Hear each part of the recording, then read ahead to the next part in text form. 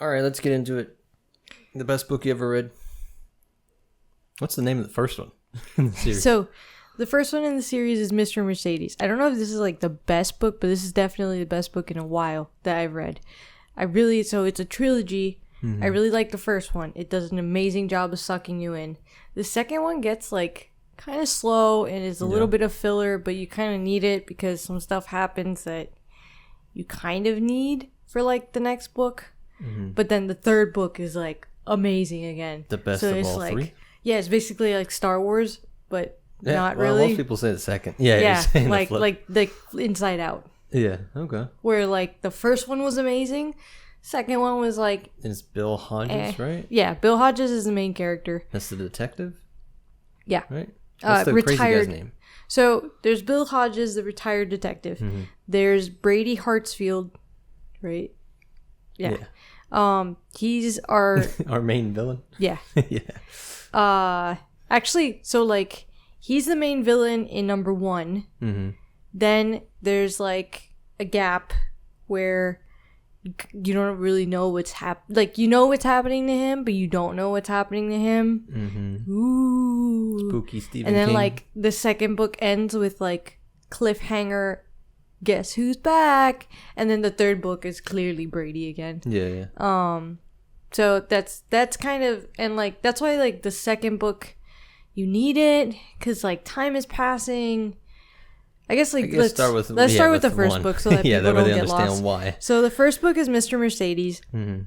You start off meeting the character of Bill Hodges, who's a retired detective, and he's like old and retired, and he took on this case where they called the main killer the Mercedes killer. Because basically what happened is that they were doing a job fair in the city. And it's during like the recession, so a lot of people are out of work. Right? Yeah, or 9, something like that. Yeah. The only thing is like I have no idea. What no, like, it's 2008 or 9. Yeah. Yeah. So I can't keep up with the years, and like this other book I'm reading, which is like a spin-off of all of these. Also, the Holly one. Yeah, it's called Holly, which I'll get into later, but. It also jumps around in years for a different reason, but I'm not even gonna. We'll get to that. So. In this book, Hodges had a case before he retired that was dubbed by the media the Mercedes killer. Because what happened was that the city promised 1,000 jobs in a job fair. And people were so desperate for work that they started lining up the night before the job fair. And it starts off like the book opens in basically the scene, and you have this like... dude character that you're like following, and he's next to this lady who has a baby outside, and it's cold and temperatures are dropping. He brought a sleeping bag. He's got a little bit of whiskey to like get him through the night. A couple other people got drinks. Like people are just kind of like lining up trying to be all excited for like work and the prospect of like being able to feed themselves. And this lady she's basically like, everyone's gonna think I'm a shitty mom because I'm bringing my baby out here and it's freezing. Out in the streets in the cold. And she's like, I should be home, but I don't have any family. I don't have anyone to leave her with. I don't have any money for a sitter. I don't have anything. Like, she has to come with me because also I've been laid off. So like, if I don't get this job, she and I are not gonna have anything to eat anyway. So we go down here. We go down at home, like. So and there's hundreds of people in line, right? I mean, like 1,000 jobs, so there's it's probably more than 1,000 people. This line is already, so like they've already had to start snaking people. Like, you know what they do at the bank where like it starts off like it's a line, and then all of a sudden it's like that snake game where like it's a funny inversion of like was it Black Friday? Yeah. It's basically Black Friday for jobs. But, so the line's already starting to do that snaky pattern, and they're like, they're in the middle somewhere. So this guy like offers him his sleeping bag so that she can nurse the baby and they can be warm for a little bit. And like he hears the baby who's been crying and like cold and frustrated is like finally going to sleep. The sun is starting to come up. The mist from like the nearby lake is kind of filling everything as the the world begins to warm. The birds are chirping. Basically, like, the birds are chirping. Like, there's a janitor that's, like, cleaning the floors, getting everything ready. Like, they thought the doors are going to open, but not yet. So everyone's like, oh, get ready. It's almost Doorbuster time. job deals. And then they see headlights, and they're like, oh, that's kind of weird. Like, look at this asshole. Like, he's jumping the line or something. Like, Oi, wait. Oi, stop. He's going pretty fast, eh? yeah, you don't park there. Yeah, you can't park on top of bodies, mate. Basically. Spoiler. So they see the headlights, and then all of a sudden this car just, like, drives through the entire crowd, and there's just, like, people, like, jumping out of the way. Yeah. And so you find out later that the lady and her baby were run over, and they're dead on arrival. The guy that gave her the sleeping bag tried to save her. He also died. So, like, his body's found, like, basically crushed against her and the baby that also got crushed by the giant Mercedes car. And, like, a bunch of other people. Like, Because it's weird. It's not an SUV, right? It's just a big it's just car. a big, He I was think describing a it sedan. as like a... I know, but I'm like, that's a normal car. But he makes it it's- sound like these German cars are like giant, massive Panzer He basically tanks. made it like a tank. Yeah. Well, And, like, whatever. the way it's described is, like, He was going fast. He was going fast, but, like, there were This pieces of can people, happen. like, on the Yeah. grill, and people Yeah. lost limbs, and so, like, in total, I think it was 8 deaths, and like a bunch of people injured, a bunch of people traumatized. A dark advertisement. I don't know who the hell. Mercedes like, robustness. I feel bad for the mayor because, like, how do you run again? That's not his fault unless he has the same Mercedes or something. I don't know, but How does the Mercedes dealer stay open? so he basically takes this case on. So this is, like, the biggest case in, like, whatever, because it's, like, basically a terrorist attack. Wait, let me move closer because I leaned over and so Change it real quick. Keep talking. this is basically like a big terrorist attack on the city or whatever. Yeah. And so Much better. he takes on the case, and it's him and his buddy Pete. They've been partners forever. We've been detectives, Pete. And they're like there's Because basically he is an old curmudgeon-y kind of set. and he's honestly like getting ready super for overweight, retirement. He's ready for retirement. Yeah. His wife is divorced, right? The kids are estranged. He's divorced. Just to paint who this detective is. Yeah, he basically, like, he feels like his daughter took his wife's side, and he doesn't even blame her for it, because there was a giant chunk of his life where he had a drinking problem. He doesn't have a drinking problem anymore, but he does keep himself pretty sober for the most part. And, like, he tries to keep up with his daughter, but he knows that, like, decisions he made and, like, putting the job first. Because he always talks about how, like, his wife knows that, like, she basically lost out to the job. Like, the job would always take... Like most detectives always say on all these shows in real life and all that. Yeah, like, But he really was a great detective. Yeah. So... he takes on this case with Pete, and there's, like, a bunch of pressure to get this basically closed out as quickly as possible. We need to find a person at fault. We need to, re-election. like, basically, I don't know, re-election. And just for, like, general terror, because everybody's, like, it's like a recession. People are going crazy, and, like, is this what people are going to start doing now? A giant Mercedes, ran over a bunch of poor people. So we find the Mercedes. It's been abandoned in, like, this, like, I want to say shipment part of town. I'm, like... I read all 3 books and, like, I started reading Mr. Mercedes before we had the baby. I stopped. Oh, really? Yeah, I thought I it was was all on this pregnant. break. That's funny. No, I stopped when I was pregnant, and then when I picked it up again this break, I read all I was at like 30%. I was actually further, but for some reason my I guess because of the Audible. It jumped around. It jumped me back. Yeah, she read the whole trilogy. I listened to 1.5, almost 2. Yeah, something like that. Yeah. So I decided to refresh and just go from like 30% forward. Yeah. So I don't remember where they found the Mercedes, but I'm pretty sure it was like in the shipping part. Of like some weird. So what they find in the Mercedes is, like everything's been bleached clean. There's a hairnet. There's smell of like cleanliness. There's gloves. And they suspect that the person doing it may have even worn a condom, because people that tend to do these things, like, get a bit excited, and they can tell that whoever planned this really wanted to not leave any DNA. So And DNA at this I point. wonder what he based that on. That has to be based on real cases. Steve. We watch a lot of this true crime shit, and I stuff. never heard of this. Know, like, man, that is some next level. He does have researchers and stuff. Wear a diaper and a condom just to make sure you don't spill something. Nasty. So, what's it called? So then after the detective they find the finds all Mercedes. Yeah. It's been abandoned, and they're like, all right. So they're able to figure out who the Mercedes belonged to, and her name is Olivia. I never say her last name like Trelawney. Yeah, it's Trelawney. Yeah, in the audiobook at least. So she's like this high-strung OCD, skinny, like super old money, right? No, actually not super old money. Really? So coincidentally, she has her money because she married a. Oh, that's right. Yeah. Program. He was like into programming. Yeah. Like he was an investor type, but he invested in like Microsoft. Yeah. And like little video games and stuff. Yeah. And so she basically married into money. Yeah. And so he dies. There's a whole section on their high school or something, like how she was, and then how they met later. So there's like a whole, because later on, we'll kind of cover it, but like later this investigation basically gets closed out with her and then reopened. Yeah. And when they reopen it, like Bill really wants to start from scratch because what happens, Mr. Hodges, he wants to start from scratch because what happens is that him and Pete, they kind of like see this high-strung lady and they're like, she has to have left the door unlocked or the key in the car. Some kid took it for a joyride.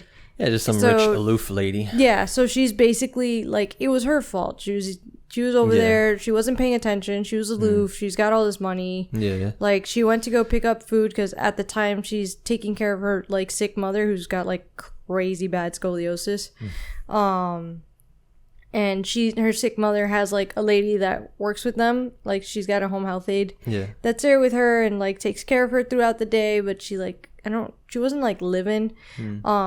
So what Olivia would do is, I feel like it was every Wednesday or Thursday or something like that. She would go pick up her mom's favorite food from this like like I don't know, canteen. Just that local. No, yeah, but it was like oh man, I'm trying to remember what type of food it was. It wasn't like, I don't know, just imagine like it was her little favorite place to get food. Yeah. So she went to go pick up the food, her like only she always joy does. In life. Yeah, basically. Scoliosis life. Honestly. Yeah. It was like that, and they'd watch like novellas or something together. So she went to go pick up the food, and she took it upstairs, and she kept telling both detectives, like, I know I closed the door. Now, Olivia has like serious OCD, where she's like medicated for it, and she has a bunch of other conditions, and she's always been kind of like shaky mentally. Her whole life, right? Or at least high school. Her whole life, she was medicated.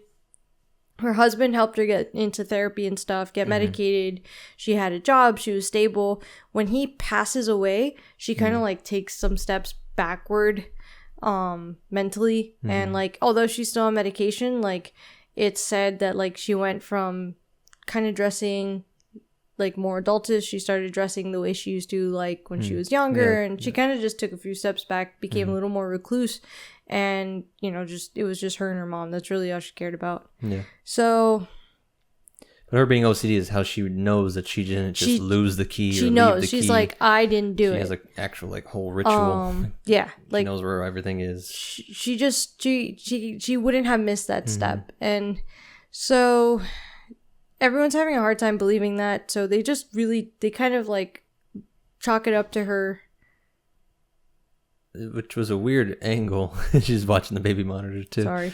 I think the cat knocked over something. Probably. Hopefully while reading spooky Stephen King stories. So spooky. So I admit, like, I've read so many Stephen, like, not all of his stuff, but I've read a decent body of his work. Which is, because I didn't read as much as you, but I'm surprised because it's more like a true crime thing. You know, it's not as, I know it gets supernatural. We'll get to that. It does get supernatural. Like it seems like it's just this first one is more true crime. It gets more supernatural the further in you get. Like toward the end of the trilogy, way supernatural. Yeah. Which first is cool. book, I like how not as supernatural. Yeah. But so, man, We'll do it in order. I feel like I kind of got thrown off. Wait, so they kind of just chalk it to her. Believe her. Yeah, they chalk it up to her. Oh, no, I was gonna say that the whole thing, like, they kept blaming her like as if this was her fault, which was kind of funny. Yeah, everyone did. So like when it came out, because it did eventually, it's slow because it's Loki. So when it eventually came out that I don't even know what to do about him. You keep going. I don't think they can hear it. So, when it eventually came out, it's just literally banging. The cat is trying to rip open the door, and there's just banging while we're listening to. All right, when the baby's sleeping, we put him away because he likes to like meow and like break in, and he wakes her up. So we kind of like, he has his room, and I swear he's got food and water and his litter box, and he's very happy. And I turn off the lights. He's supposed to go to sleep, but he can hear us because we're filming a podcast like while the baby's sleeping, because we haven't figured out a great time to do this. Yeah. So he's frustrated, but anyway. And there's just very creepy. And it's just creepy because it's not even banging. He's trying to open it. Yeah, he's like pulling, snapping, banging. Anyways, so the entire city basically starts to blame her, and she seems okay, but she ends up a few years later committing suicide. And at this point, the owner of the Mercedes, Olivia commits suicide, not her mom. Yeah. So at this point, which leaves little old scoliosis lady alone and even double defeated. Super sad. Well, she's like also kind of getting dementia at this point, but I'll get into that. So Bill at this point, he's like heard that she offed herself, or what is it the kids say now? Unalived. Unalived, yeah. And he's like, oh man, like it probably got to her. She kind of deserved it. Like he's like not. It doesn't really bother him that much, but being retired bothers him. He's been contemplating suicide. Yeah, the detective. And, so he actually gets a letter in the mail that's like, hey, I'm the Mercedes killer, and I know that you're thinking of killing yourself. Yeah. And I hope that you don't. He had his dad's gun in the end table, or not even end table, it's by his sofa, he right? Literally like sleeps on the couch most of the time and shit. He's got like a lazy boy, and it is like an end table type situation where he has the gun and he takes it out and like messes with it. Yeah. He actually. So that's how he knows somebody was looking through the window or something. Well, in the letter, it's like, oh, I hope you weren't thinking about using your dad's gun. Yeah. Or using that gun that you keep playing with, because he has put it like even like around his face to not get into super detail, because it does get a little graphic. It's YouTube work, I don't know. But don't do that. That is such bad gun safety. Yeah, really. Let's just say he violates all gun safety laws. Yeah, he really does. It's bad. So, this letter basically... Is it cake? This letter's like, I'm the Mercedes killer. I don't feel bad about what I did. I enjoyed it. I relive it. I love that I did it. And I hope you don't kill yourself, because I'm still out there. Hee. It literally has like stupid little like smiley face like emojis with the glasses. Yeah. Like, so, I said this is 09, 08. Yeah. Like funny early texting. So he's like frustrated, and he decides that he's going to try to figure out who this is. In the letter, one last case. There's an invitation to something called Under Debbie's Blue Umbrella. And it's this like anonymous chat site. So I don't remember how. There's also early internet vibes. It's like so not Facebook or like a messenger. It's super anonymous, right? Yeah. The whole point. Like the whole point is it almost has like dark web feeling. It does, and the way it works is like King's like, how does this old guy know how to access that? Well, so this is where there's a few characters that we haven't touched on. We've really just touched on Bill, but Bill has a kid that works for him. His name is Jerome. Yeah. He lives like down the street, and he hired the kid like when he was younger to like mow his lawn, and the kid's gotten savvy and older, so he like occasionally has him work on his computer and stuff. Yeah. So he's basically his go-to with anything that's like tech savvy. School, right? Yeah, he's like a senior. Yeah, he's getting ready to go to college. He's getting ready to go to college. So Bill just like now they're like buddies. Like he calls him a lot, and he basically comes over and like checks on Bill and like mows his lawn and like fixes his computer when he opens spam and shit. Yeah, when he does boomer things. Basically. Yeah. So, before he goes on Debbie's Blue Umbrella, I think he basically decides he's gonna start to work this like a case. And I don't remember how or why, but he ends up, I think he's suspicious because if this letter's kind of he feels like this letter's kind of pushing him to like kill himself, and he knows I'm pretty sure he heard Olivia killed herself, so he's like, that's kind of sus that like she killed herself, now someone wants me to kill myself. Picture old boomer Bill Hodges typing with one finger. Sus. So he like goes to her house, thinking like, I don't know what I'm doing here, but let's see what I can dig up. Yeah. I think he's kind of hoping to run into the lady that used to take care of her mom, but he actually ends up running into her sister, who he never met because his sister lived in California. Yeah. She was with some like coke cheating asshole, but they were married and she lived in California with him and she was trying to make it work, but shit was falling apart. Yeah. Because of all that, she wasn't helping to take care of her mom. Olivia was really taking on the brunt of her mother, like their mother's care. Yeah. And when Olivia died, she left everything to her, including her mom. Yeah. So Janie, that's her name, she comes back and she divorces her husband and comes to live in Olivia's house. And I don't remember. I think she actually didn't want to live in the house. She was actually living in like this little apartment that she got. He ends up finding that out because I think he goes to the house and there's like so Olivia lives in like the rich part of town. I think it's called Sugar Heights. Yeah, and they have like a vigilante security group.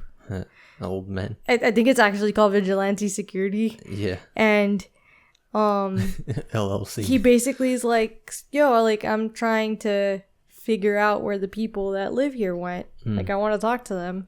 I'm a detective. And he was like, all right, you can go, you know, Janie lives here or whatever. Yeah. So he's talking to Janie and Janie's like, I'm glad you came because I've actually been looking to reopen this case because I know that my sister killed herself, but someone did pushed her to this because my sister wouldn't. She was crazy, but I don't think she would have killed herself. Yeah. I also don't think she would have left her keys in the car, and I think she agreed with her. Yeah, like she's basically like, I want to hire someone to clear my sister's name because this is bullshit.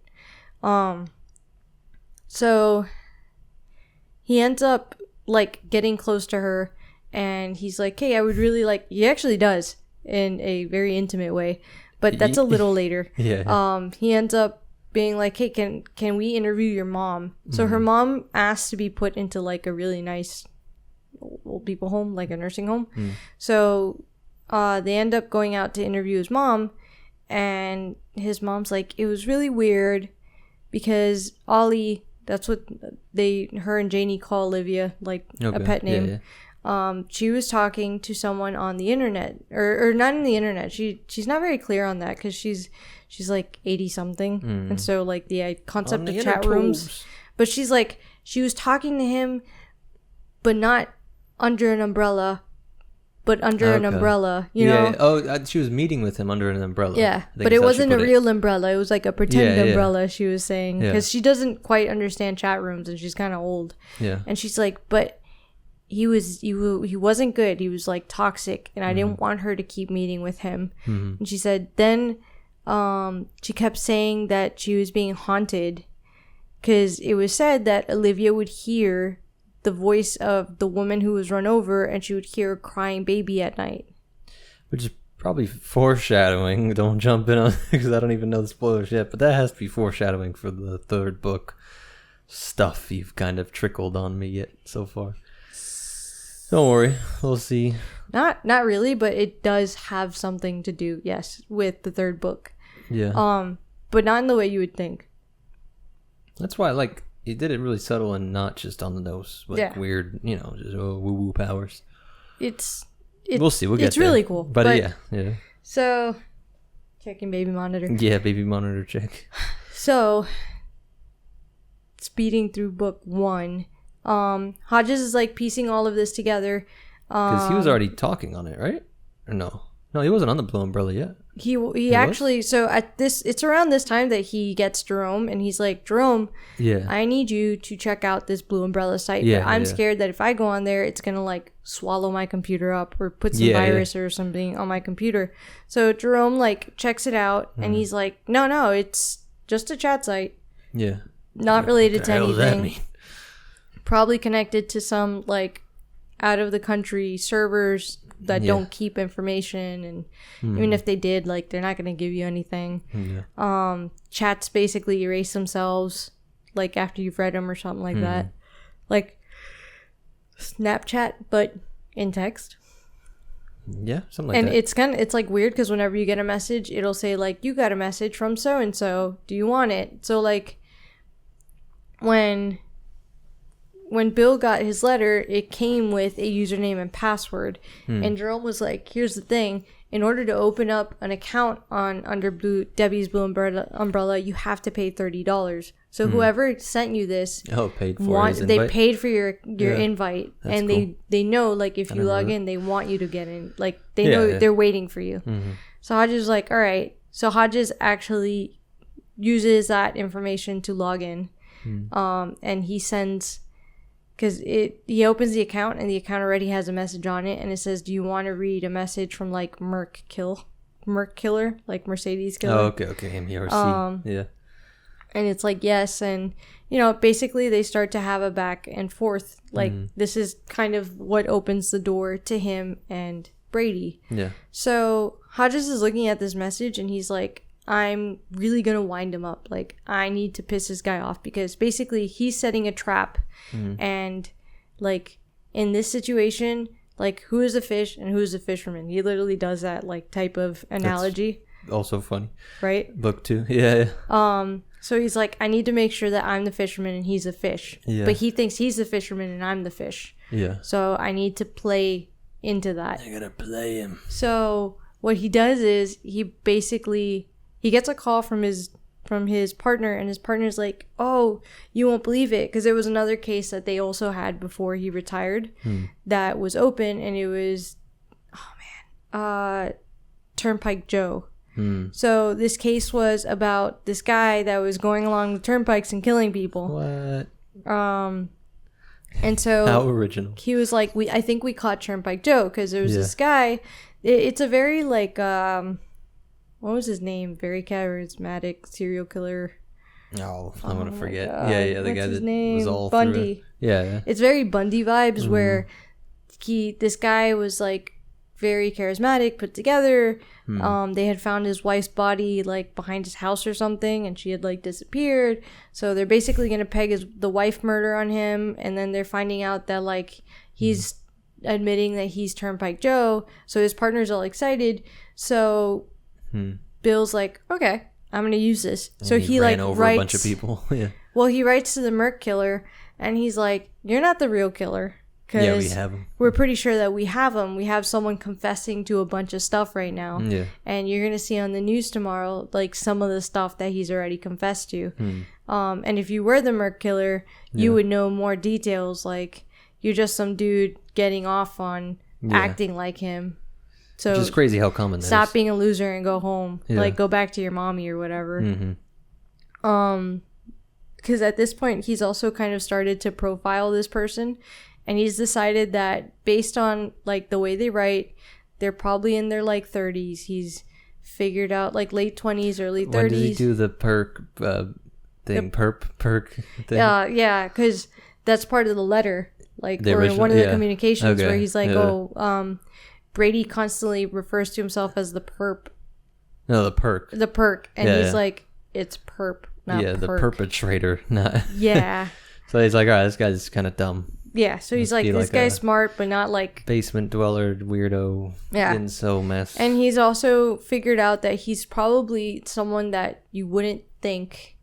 Probably low, like, under the radar. Probably doesn't have a record. Easy to oversee, probably a super mommy's boy. If not weird mommy's boy. We'll get to that. Yeah. So he's like, all right, he sends that message, and on the other side is Brady. So I think it's a good time to jump into Brady's character a little bit, because don't drop them N-bombs. now Brady is Stephen King goes wild. But fucking Massachusetts. That's honestly at the bottom of the totem pole for sure. And that's it's wrong with accurate. Brady. Come on, if he's like this mass killing maniac guy, this is how he's gonna talk in his head. He's like crazy racist. He hates everybody, really. He really hates everyone, and like, you know, but even the people that he like acts like he likes. But the point is, so Brady's just had, he, on top of everything, he comes from his tough life where like his mom and his dad were happy. His mom was pretty. Like a cheerleader, like they're both high school. She's described as like someone that was able to maintain her cheerleader prettiness into adulthood. Yeah. And his dad was average, but his dad used to work on the electrical poles, and he accidentally like messed up, and he was gonna fall out of the basket and like touched one and fried to death. So his mom, who depended on his dad because he used to bring in enough money to cover like stuff,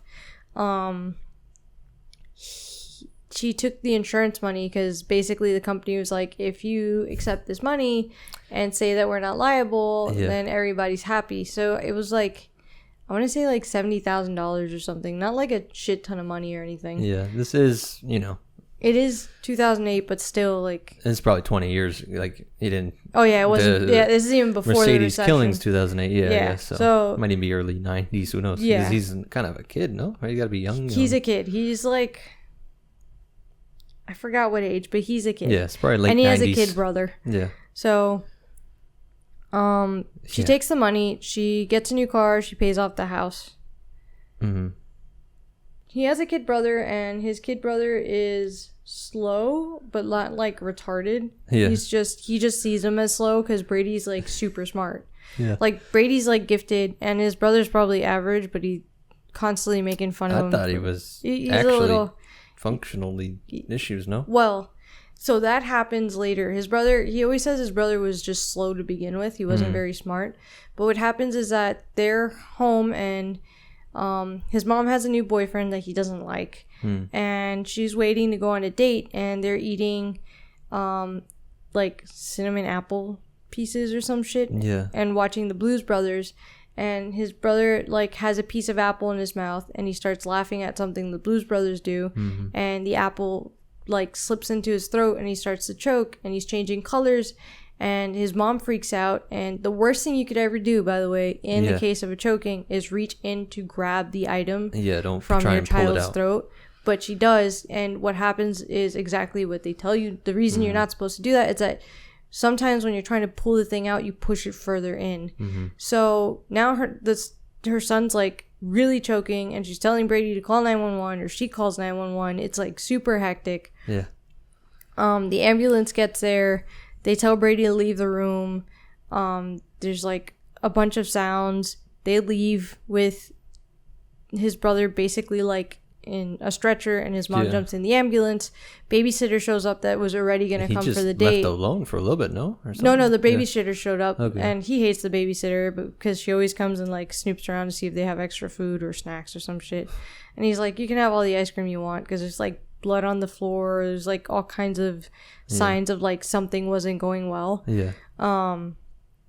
So his mom returns from the hospital, and his brother ended up going into, I think, a coma. He had lost oxygen to the brain, and when he comes back, they didn't think he was going to wake up, but what he does, and when he comes back, that's when he is actually functionally not the same. So his mom struggles from that point on because his brother can no longer be left alone. Yeah. And she's trying to like make money. She can't. It costs money to have a babysitter. She ends up, because she was like, started doing hairdresser stuff again, and things were okay. But now that her son can't be left home alone, like she has 24/7 care type situation. They have to like feed him with crazy stuff, not cinnamon apples. He had to wear diapers. He had to like. Yeah. Basically, it was like this huge regression because he's lost a bunch of his functionality, and he can barely speak. Yeah, he's like a newborn or something. Basically, like, maybe a 1-year-old. He's lost all ability to like really speak and stuff. He would wet the bed. He would like. So it's hard. It's hard on Brady. It's hard on the mom. And Brady and his mom already had like a weird, like super tight connection. Yeah. But this started to make it even weirder. Yeah. And so one day, him and his mom, they're strapped for cash. She's talking about how, like, if they continue like this, they're gonna be out on the street. She's not gonna be able to like pay taxes and bills and shit. And they see his brother, and he's like, he had this little fire truck that he named Sammy because his brother was Frankie. So he was playing with this little truck, and the truck like rolls towards the basement stairs. Yeah. And like the door was open. They always kept it closed because they knew he could fall in. So his mom like kicks the little fire truck like down the stairs, and she's like, "Oops." And this part is so dark and like drawn out and well written. I think it's one of the best parts of at least like, the first book. My God. Best like in the, I don't know, a writer sense, but it was a bit much. Like you were pregnant when we. I didn't want to cut you off earlier, but I was like, that's why we took a pause reading this. I had to stop reading because this book was like so graphic. Everything that Brady goes through is so graphic. Because they're both sitting there knowing they're basically plotting to kill their little brother. Yeah, and I like. It's something creepy about him being older, but acting like a baby. No, Frankie was the little one to begin with. No, I know, but he's not. But he wasn't an infant baby. It was just weird. It was weird for me. I don't know if it was because I was making life and these people are plotting to take it. I don't know if it was just my hormones. I don't know if it was just because it was graphic and like mentally down. I was in such a happy place, and this book is such a not happy place. Yeah. I was like, holy shit, I need to stop. Because like you said, she pushes his favorite toy, this cute little like only thing that brings him joy. She literally is like, "Uh-oh, Sammy go boom boom," or like Sammy fell down. Yeah. And then down the dark, creepy, like empty stairs. Like they actually turn the lights on so that he can see the fire truck at the bottom of the stairs. Yeah.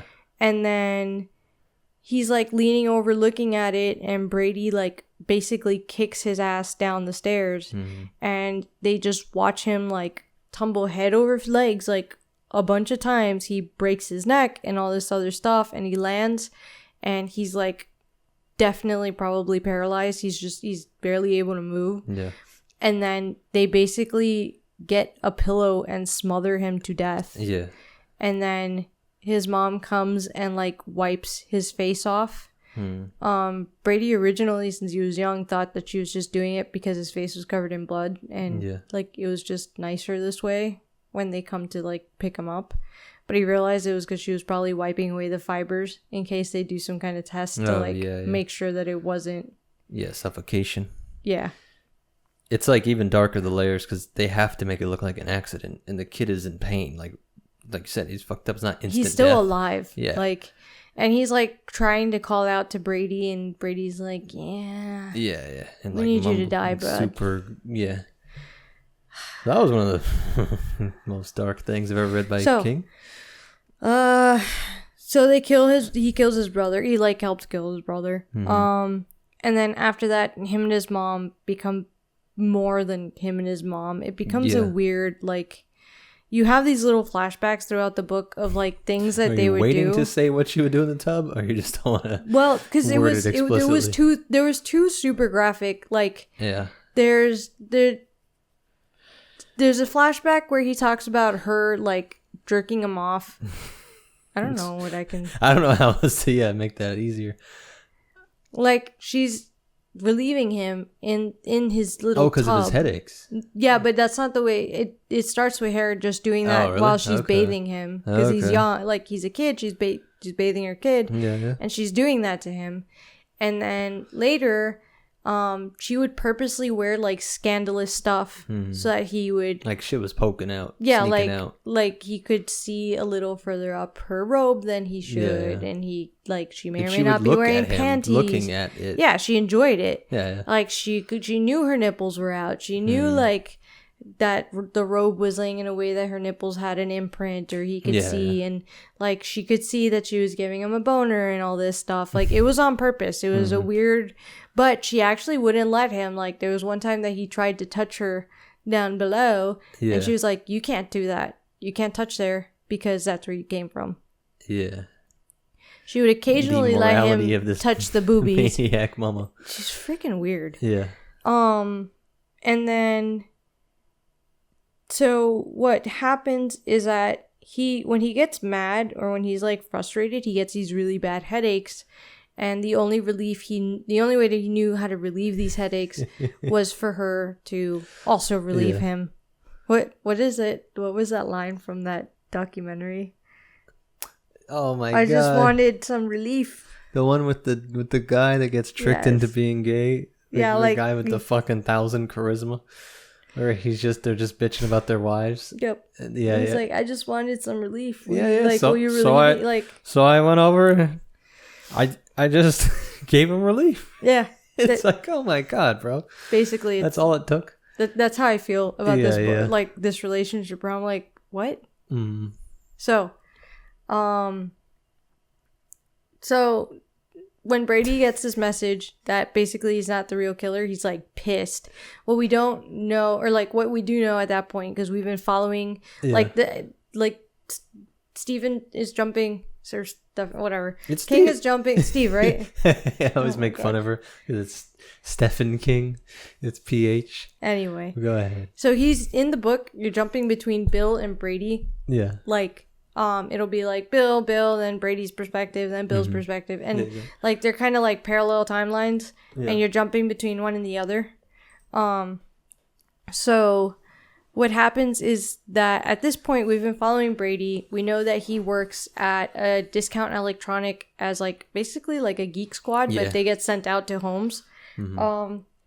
He is extremely crafty. He created what he calls he created what he calls Thing 1 and Thing 2, which are like remote controls. One lets him turn the lights, the traffic lights, to green or red or whatever color he wants. Which Steven, when did this book come out? You remember? I don't know. I have no idea. But that was like such a weird rumor kind of thing on the internet. I remember when we met, I was talking about that. I was like, I want to get one of those.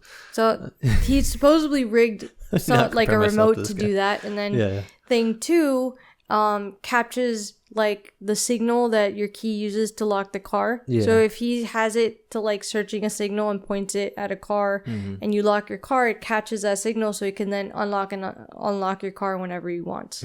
So he gains access into cars. Pardon. Creepy. So we know he's intelligent. We also know that he works as, oh man, what is this company called? It was like Mr. Icy or something. Or Mr. Tasty. Mr. Tasty or something like that. I think that's it, yeah. So it's like so he works that job in like the mornings, and in the afternoons he does the Mr. Tasty thing, and on weekends. So he drives the ice cream truck. So he's been watching Hodges through the ice cream truck, and he knows about Jerome.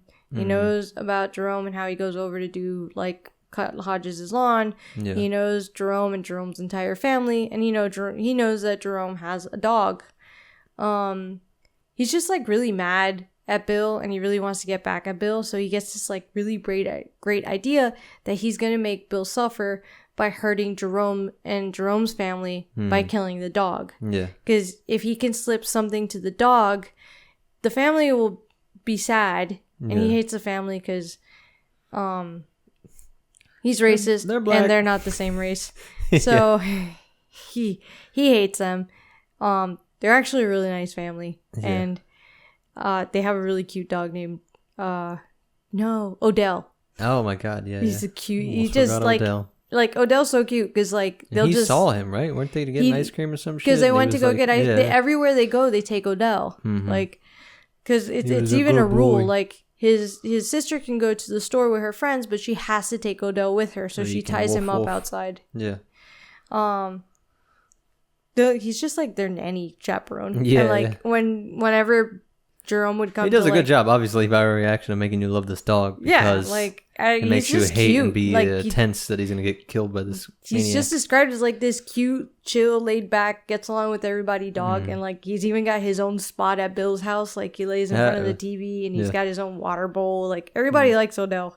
Absolutely no one hates Odell except for Brady. So Brady gets this great idea. He's like looked online, and he's already ordered Go for Go, which is like poison to kill like nuisance gophers.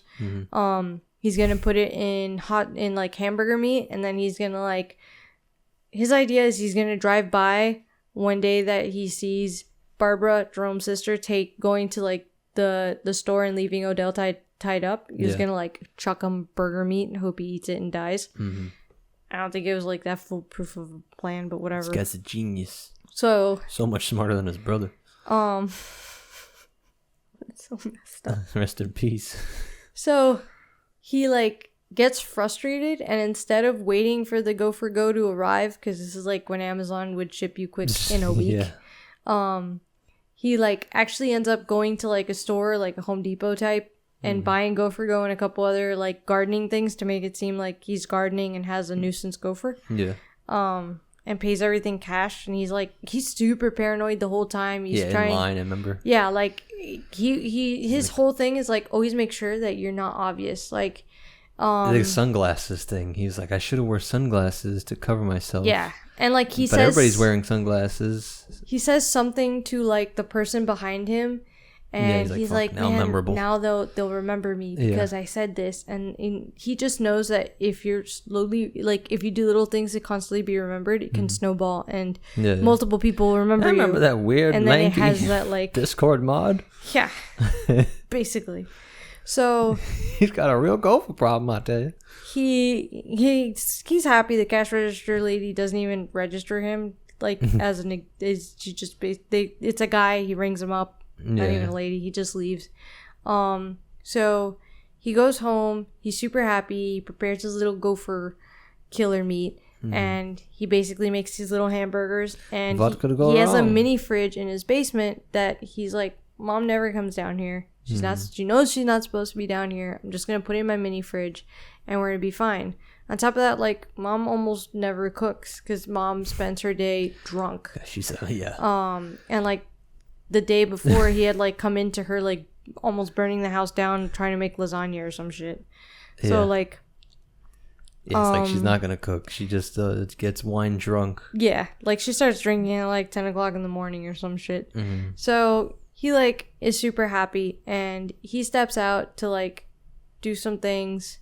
He like genuinely gets happy, which is a really creepy part of Stephen King his studying headaches psychopaths. Go away, like... I know. I love that he plays with that shit.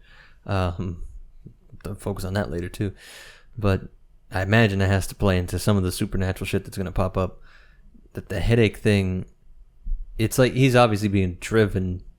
If you didn't know that it became a supernatural thing, it's just a true crime, and he's just a maniac. But if you have that worldview, and it's like, man, the only time he's happy, it's like his purpose is to do when this he's evil like shit. Do evil shit. Yeah. Or when it's being done to him, like his mom freaking jerking him. So he like sends a message to Bill, like when he does his little, and he's like, "You're gonna see what's coming to you." Basically, his meat's all prepared, and he's all happy. Yeah. So like the next day he leaves, and I forget what he's gonna do that day, but he like comes home and maybe just work. No, I think so. Yeah. I think it was like work, and he's like trying, he's basically thinking of how to like fuck with Bill, and he's like he's plotting when he's gonna do all this shit, and he like comes home all happy because he's got a plan. Yeah, and he's fucking with Bill, and Bill's gonna be writing back to him anytime now. Yeah, and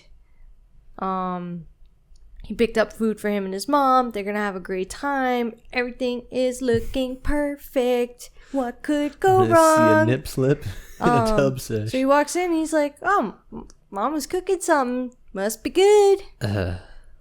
So like he walks in, and like he finds her in her like chair, because she had a chair that she always sat in and got drunk in, and she's like freaking out because one of the things you read, or he tells you about Gopher Go, is like the way you die is excruciatingly painful because it like straightens your spine out or something, and you feel like you can't bend, and like you just start to throw up blood.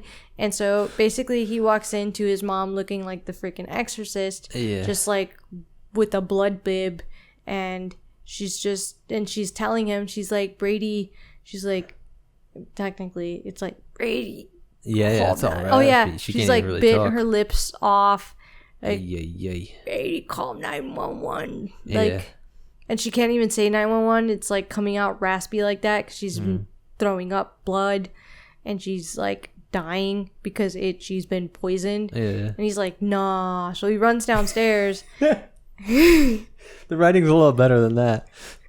Give your boy Stefan some credit. Oh, he runs downstairs and he's on the Jersey Shore. No. Nah, bro. No, You're worst day ever, bro.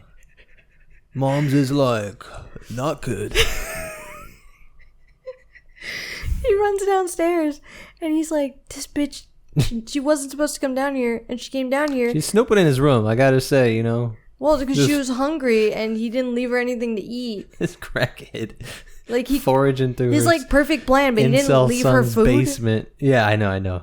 And like no, he does do great with that. This guy is a genius in his own mind. He can nitpick how everybody else is a moron. He's a genius in his own mind, and he really is surrounded by morons. But it's not just that, he literally has a line. So I highlighted it because in Holly there's like a line that made me think of it, or like echoed it or whatever. Yeah. But he constantly is like, oh man, I should have thought of that.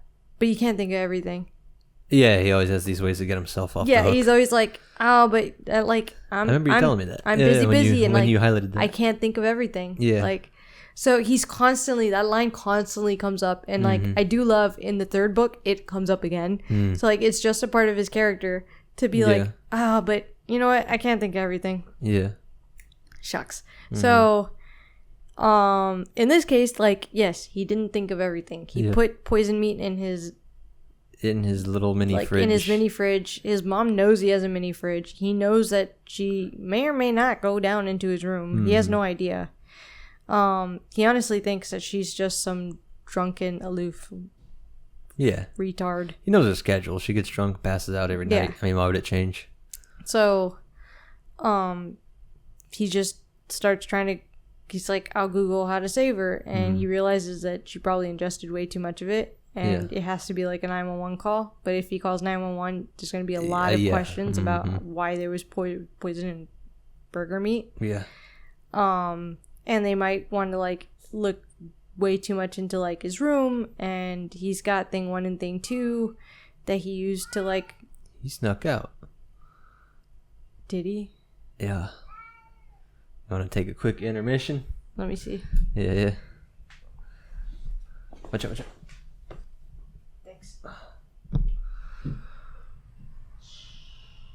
You just throw them in if you want. I don't know how you think.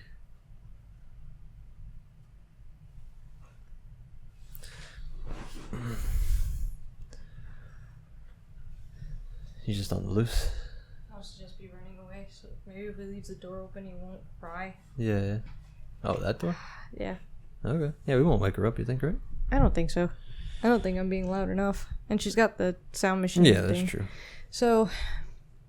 We're back. It's okay. I'm gonna edit this. All right. So, he realizes he just needs to wait for her to die. Yeah, he can't call the cops. Yeah, there's nothing he can do. So he just waits, and then he eventually hears like a thud or something, and he's like, "All right." And he goes upstairs, and she dies with her eyes open, and she's just like staring up, and like he basically drags her up the stairs, and like while he's trying to do that, her like pants fall down to her ankles, and it's just this weird like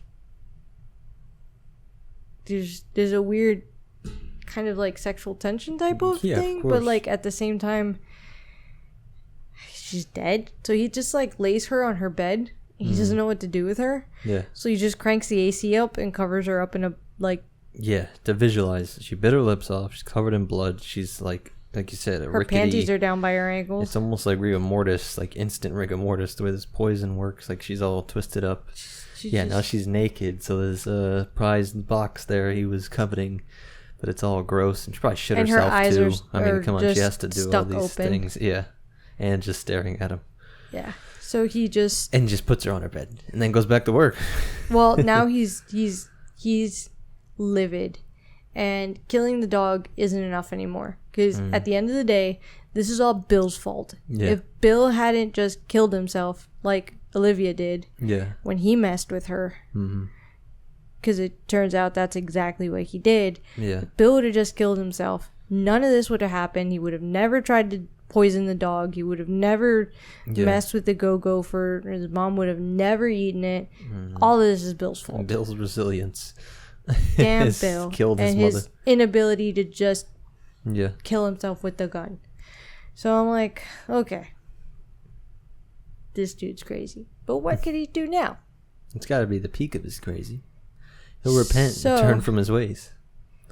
He hears about a concert that is happening in town. Yeah, the teeny boppers. And he decides, all right. Actually, no. Sorry, I don't think it's the Teeny Boppers yet. I believe he actually decides he's just going to try to kill Bill. Teeny Boppers, I think... No, it's kind of like... I don't remember if he has this epiphany around the same time. But basically his idea is like... I'm going to go out in a bang, and I'm taking Bill with me. So, where he works, by the way, he's got his boss that they call Tones. He doesn't know shit about shit. Geek Squad. He's a horrible Geek Squad, and the other person is this girl that he works with. She's a lesbian, but like honestly, it's not part of the plot. She just is a little bit of an outcast like him. She's nerdy, but she's not a people person. Brady is actually a much better people person because as part of his whole thing his being a sociopath. Yeah, psychopath. like he gets along with people. Like he'll smile at you and you'll be thinking like, want some ice cream? like he literally has thought about poisoning the ice cream truck and killing all the kids on his route, but he still smiles at them and he's like, oh, did you get A's today? Or like, oh, did you have a good day at school? He goes like, above and beyond. So he's like sitting there thinking about killing you and he's having like a normal conversation with you. I'm proud of him. I'm not a small talker, but I'm also not trying to plot no crazy shit. So he basically like calls out of work and everyone's like, that's so weird. But whatever. Brady, he never calls out of work, so he must be really sick. So Brady calls out because he's going to be putting all these things in motion. Flashback to Bill. He's gotten very close to Janie. They're now having like an intimate relationship. They're basically falling in love. He continues to wind up Brady through these messages because ironically also after his mom dies, Bill sends him a message like, why don't you go sleep with your mom? I know you're not like the Mercedes killer, because he just keeps wanting to like wind him up. Dude's doing your mama jokes and F your mom jokes. Yeah. Really guts deep for the incest boy. So Janie's mom, after they interview her shortly afterwards, she actually ends up dying. And so Janie calls Bill and she's like, can you please like be here? Like I just need to have someone with me for the funeral. Yeah. So, and she was like, I could also use you because I have family coming in. I have my Aunt Charlotte, my Uncle Henry, and Aunt Charlotte is bringing her daughter. Needs to listen to some Future. She's a side piece. We ain't going to no family funeral. Well, no, they're siblings. I'm saying Bill. No, I just laughed at that part. She's quickly becoming not a side piece. And he actually loves her. Yeah. He's really falling for her. But it's like, how did this go from this to... They only met up a couple times, and it's like, so I need you to meet the entire extended family that I don't like at my mom's funeral. You're going to look my dead mom in the face. And he just feels for her. Hang out with Luann. Later, another character just admits Bill just always cared. Like, even though he was kind of a curmudgeon, like, he just cared. So... Cared about his happy slapper. We'll get to that. So that's his homemade weapon. She'll explain later. Basically Bill's like, all right, because she said it's Aunt Charlotte, her daughter Holly, who is an interesting character we'll get to in a second, and Uncle Henry. They kind of show up and you meet them, and Uncle Henry and Aunt Charlotte are forgettable, but they're characters in that they're kind of like over exaggerative or like extravagant. They made me like think they came from old money snooty. too, but I don't get. They act like they're from old money. And then Holly is interesting because she has a lot of the tics that Olivia had. She's nervous. She's had mental breakdowns in the past. She's medicated. So Bill kind of like looks at her and he's like, man, like you remind me so much of Olivia.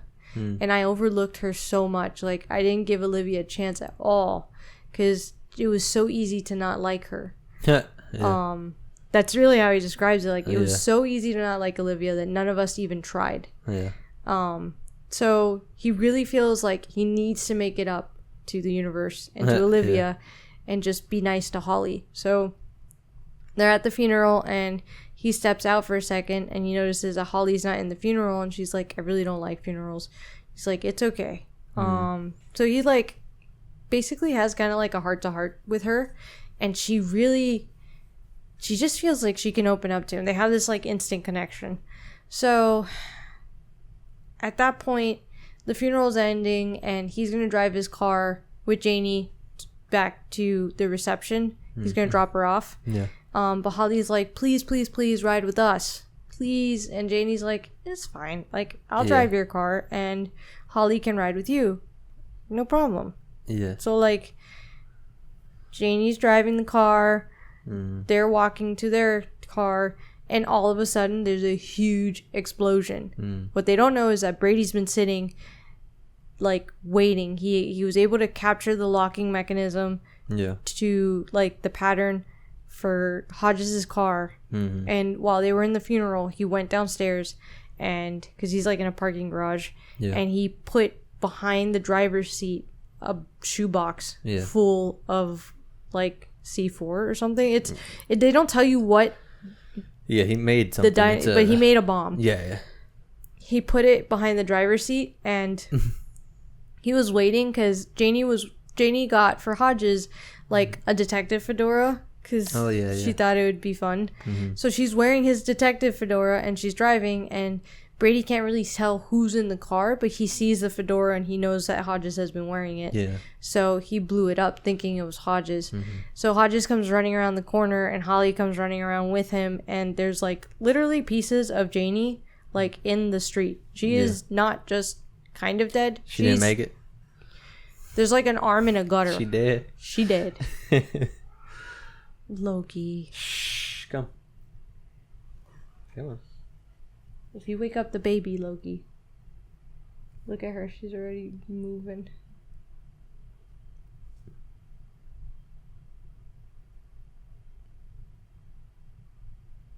Oh, man. Oh, this is not looking good. You have the volume down on this.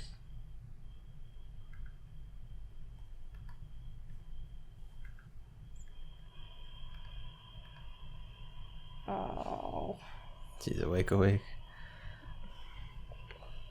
What a time to stop or to do it too. Let's see. Oh, my arm locked up. Let's see if she goes back to sleep. Yeah. Oh. She might be going back to sleep. No, really? Maybe. Loki just hit the pitch. So, sorry if I start to whisper. It just happens because I get nervous. She's gonna like hear me through the monitor.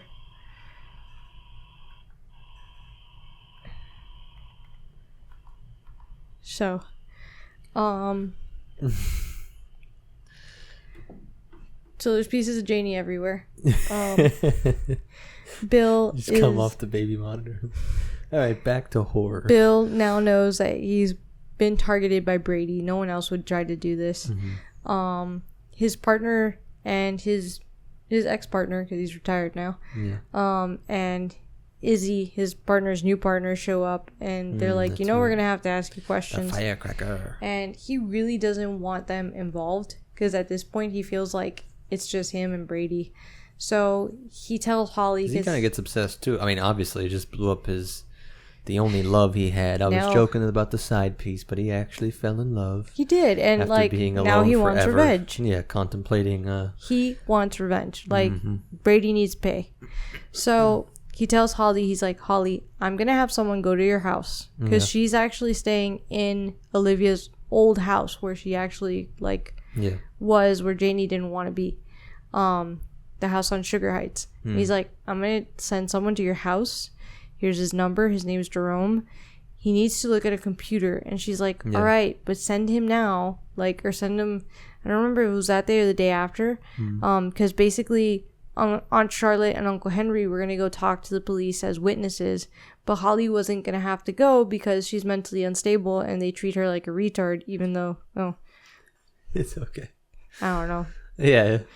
That's what Stephen King said. Don't blame it on him. But they do. They treat her like she's totally incapable of doing anything, even though she's like 40-something. Yeah. I think she was... Yeah, she's 40-something. Yeah. She's a grown woman who gets... Her mom schedules everything. Yeah. She treats her like a... She treats her like she's like 8. Teenager with mental disabilities. So Bill is basically like spinning some story, and he's like, he's like, look, Pete, you and I used to like run around town. We had a bunch of enemies. It could have been, I forgot, like Gustav. Basically, it was like, Italians. That was the Italian mob or something. So don't even say. Ironically, this bites him in the ass later. But he's like, it could have been these guys. Yeah. What? Like, who knows why I was targeted? Yeah, and they're like, all right, but I feel like you're holding out on me. And he's like, me never. Yeah. As he loads up the slapper. Basically. So in the meantime, while he's being interviewed, and while Aunt Charlotte and Uncle Henry are being interviewed, Jerome is now at Sugar Heights, and he knocks on the door, and Holly answers, and she's like terrified of new people. Yeah. Like, so she opens the door and she almost doesn't want to let him. He's not sure that she's gonna be letting him in. Yeah. But she lets him in. Together they go to the room where Olivia had her computer, and they turn it on. And Jerome's basically been sent on a mission to look for what Bill thinks is like audio, because he's like, I have a feeling that Brady put something on Olivia's computer that actually played audio to make her go crazy, and she would hear it at night. Yeah. So. Okay, that's what you mean by not supernatural. Yeah, because it was. Yeah. So he's like sitting there, and Holly's like looking over his shoulder, and he's like, what's up? And she's like, I took a computer class because I had nothing else to do. Yeah. But it turns out she's actually quite tech savvy. Like, she's super into computers. Yeah. So he's like trying to find this, and it's not working. And so she actually helps him find the audio. Because basically he's like searching for it one way. I forgot how it was stored. She finds it a different way. It's like stored with like all the other sounds that come basic on the computer. And they basically find like what they call like a slave program that would, or like they suspect he put a slave program on there to just play stuff. Yeah.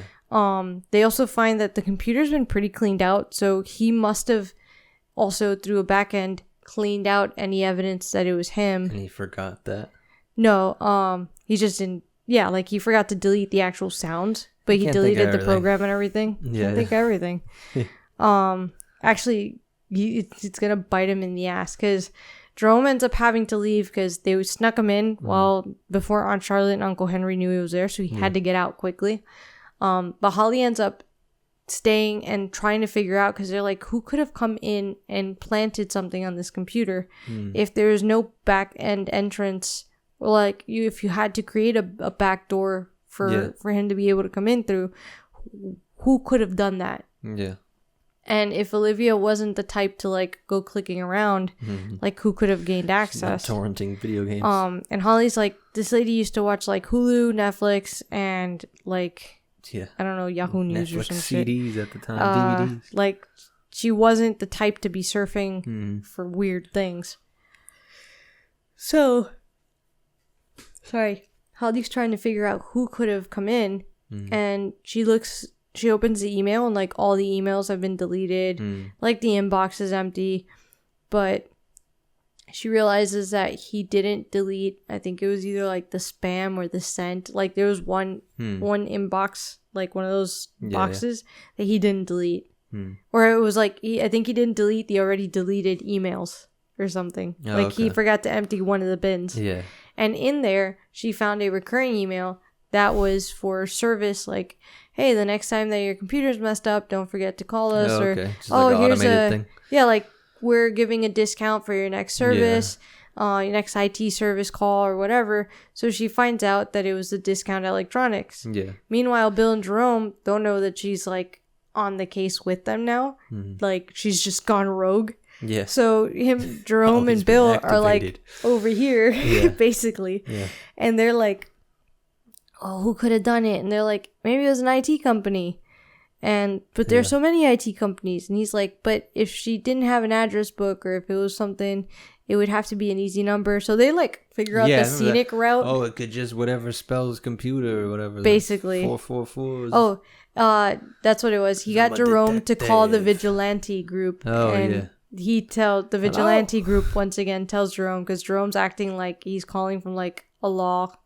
Like he's like, oh, we're settling their estate again, and we just needed to know if they had like an IT company that came out. He's like, I don't know why. They just send me to ask these questions.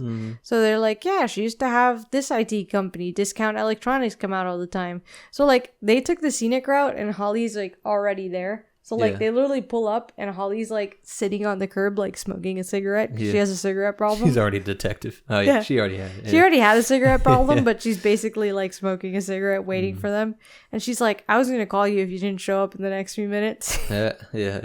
So Bill's like, all right, you guys stay here, because if Brady's in there, or like he doesn't know it's Brady, but he's like, if the killer's in there, he'll recognize me, and there'll probably be a reaction, and he might buck it. And I don't want, like, if he becomes violent, I don't want you guys getting hurt. Yeah, send in new kids. So Bill walks in, and he finds the manager, and then he finds his like other chick that works with him, and the chick's like, oh man, Brady's like not in this today. He called out sick. It's probably something with his freaky mother. Or no, she goes, it's probably with something with his mother. He's freaky for her. Wow. And Bill's like, so he's like, all right. So he's looking at like the two people that were options, and he's like, it's gonna be the other guy. Yeah. So he basically like went in and like pretended to be an active detective, so he was able to get them to give him his address, Brady's address. Yeah. So they're now on their way to see Brady.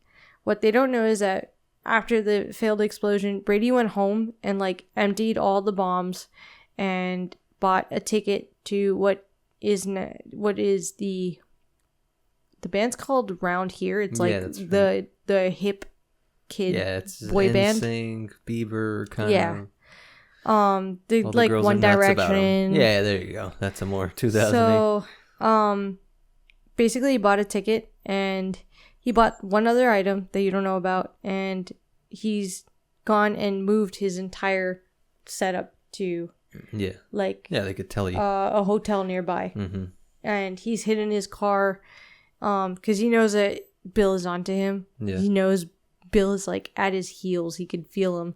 So he hid his car in like the airport like parking garage, and he's like in this hotel, and he bought some merch for this concert, and he's basically getting ready for D-Day. So Bill pulls up to the house. They find I was gonna say they got to find the body of the mom too. That's exactly what's about to happen. They pull up to the house, and there's like a nosy neighbor, and Bill's like, oh yeah, we're just here, we're detectives. And he's like pulling up in a Mercedes, because ironically Holly was driving Olivia's Mercedes that killed a bunch of people. So like the entire rest of this the car. Olivia had her car, like it was returned to her. It was fixed up. Yeah. Well, she didn't do anything. The car's not evil. The car didn't murder people. That's the next book. Not in this one, just not the spin-off. But the evil cars. So like the rest of this book, they're in the Mercedes. Basically. And so Bill is like searching around the house, and at this point you find out that Jerome's sister, not at this point, but you already kind of knew because it had been talked about in a different book, but at this point I'm telling you that Jerome's sister is going to this Round Here concert. She's very excited about it. His mom got the short end of the stick. She has to drive his sister and like 3 or 4 other friends to this concert. Like everyone's super excited about it. And Jerome's like, should I tell them not to go? And Bill's like, it seems not likely that Brady would target a concert of like, because there was another job fair type thing. There was a job fair on that Friday. Yeah, so like, all right, he's gonna do something there. Yeah, it's just he's gonna relive his job fair thing. But while they're in the house, they like Hodges actually lockpicks the back door, breaks in, finds Brady's mom, finds photos of like Brady and his mom like cheek to cheek that are like not very mom and son. That was on her files or his? It's like on the wall. Oh, yeah. And then when he goes through their computers. Yeah. Well, so he has 5 computers, I think. And Jerome and Holly start at each end. Like, one has video games. One had, like, raunchy pictures of his mom. Like, so they're just going to meet in the middle. And coincidentally, number 3... Discord mod memes. Yeah. This is my dedicated illegal pornography. It was literally computer. her, and they were like, "Why does she look computer. like she's posing?" And they're like, "Cause she's posing." Yeah. Remember that? So the other computers were like random shit he'd do. Number 3 was his main computer, and that's the one in the middle that they meet at. So they meet at this computer, and they open up his email there, and they find the ticket to the Round Here concert, and Jerome immediately like freaks out. So it's the day of the Round Here concert, and they're trying to call his mom and his sister, and they're not answering the phone because they're at a concert. They can't hear it. And it was just the calls not going through. Yeah. Right? So overload. Yeah. Like just everything. It was a mix of like the cellular network got overloaded. The phone would vibrate. Like they weren't hearing it. It was. I mean, it's a concert. Like imagine trying to get a hold of someone at a concert in 2008. Or no, this is a year after. It's like 2009, 2010 or whatever. So Hodges calls the security, and he's like, there's probably going to be a guy by himself trying to go in, because he knows the head of security is an ex-cop that was known for like being way too aggressive and like being way too handy with people. Like roughing them up. Yeah. Not so he's like, okay, if I send him a picture of Brady, we'll be fine. What they don't know is that Brady has literally made himself into like a cancer patient. Yeah. Like he's shaved his head. I think he's wearing a cap, but I don't remember. I don't think so. I don't think so. He's just shaved his head. Yeah. He's just looking sickly as hell. He's in a wheelchair. He pulls up to the concert, and he takes out a wheelchair that he's rigged. So like the entire bottom of the wheelchair is like just dynamite. And like he has a urinal bag that's like dynamite, and he's got ball bearings in with the dynamite so that when it blows up, it'll just also like tear through people. He's just trying to think of like the biggest way to. That's the way you do it. To just cause damage. He just wants to take people out, hurt people, like make this as traumatic as possible. He doesn't know how many people he's gonna take out, but he wants to take out as many as possible. Yeah. And he's gonna get himself in by acting really sickly. So he buys this like XXL long shirt to make himself look even skinnier and sicklier than he already is. And he's got a picture of Frankie with Sammy the fire truck. And he has the remote control like under his shirt, but you can see like the little light. Yeah. So he puts like the picture over it so that you can't see it. And I remember like when he was terrified because when he puts the batteries in, he was scared that there'd be like a little bit of a shock and he would like detonate himself before getting into the concert even. But so far so good. He's like, oh, when your luck is running, it's running. You just go with it. So ironically, Barbara, Jerome's sister, but he got a light that's too bright. Like, can't think of everything. I didn't think of this. Well, they don't see it. But I know, because of the picture, right? Yeah, mostly. Because it actually is his luck. So, Barbara and her mom, Jerome's mom, see Brady, and they're like, "Oh man, this poor guy." And Barbara's like, "Should I help wheel him?" It's a little on the nose and forced. If we're gonna be literary critics, a little bit, well. but I mean, I kind of get it. But it's such like a. It's just constantly this like neck and neck. I do think it weirdly fits. Because like in all of this, like Jerome is driving in like traffic trying to get to them. Yeah. So Barbara's like, we should help that sick man, and her mom's like, we'll see. Like, and they see that he's wheeling himself to like the and he also handicap can't call line. the police because he knows it'll just detonate the bomb. No, so it's not just that. He tries to call the police while they're at the house, Brady's house. Oh, that's right. But when they call, we're actually gonna circle back. Yeah. Ironically, the police accidentally kicked off an ATF raid of a local pawn shop that's in like Lowtown, the rough part of town. And the pawn shop was connected to Italian people that Bill named. Pete was like, Bill, we got them. And you were right. They're like literally smuggling firearms. Because if he was targeted in a car bomb, and Tony Vincetti over here, they said one of the largest ATF it was raids Tony in history. Vincetti's cousin or some shit. Yeah. So it made sense. They were like, all right, case closed. We found the bomber. So, like, every single detective in town is so excited about this because this never happens in their town. Yeah. So they're, like, all not in the office. Like, they're all, like, celebrating, too. Well, Bill was freaking out. Yeah. So Bill's like, even if I wanted to get a detective, I can't. There's nobody here. I think he was going to get his friend, maybe a smaller force, plain clothes. He was going to get everybody to, like, raid with him, and there's nobody around. Mm-hmm. So Holly was like, it's just us. Yeah. It's like, we have to do it. Because they also have no They're clue. going to mess it up anyway. About to start. It's going to, They don't have a lot of time. So, they're basically rushing. There's no backup. It's just them. Yeah. And so Barbara's like seeing the sickly guy.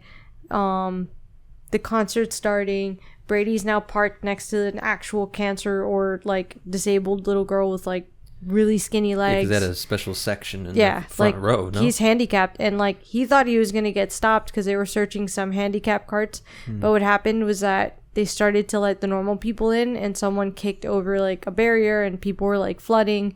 So security was like panicking, trying to like keep the crowd of like 11-year-olds from being rabid, feral children, feral preteens, basically.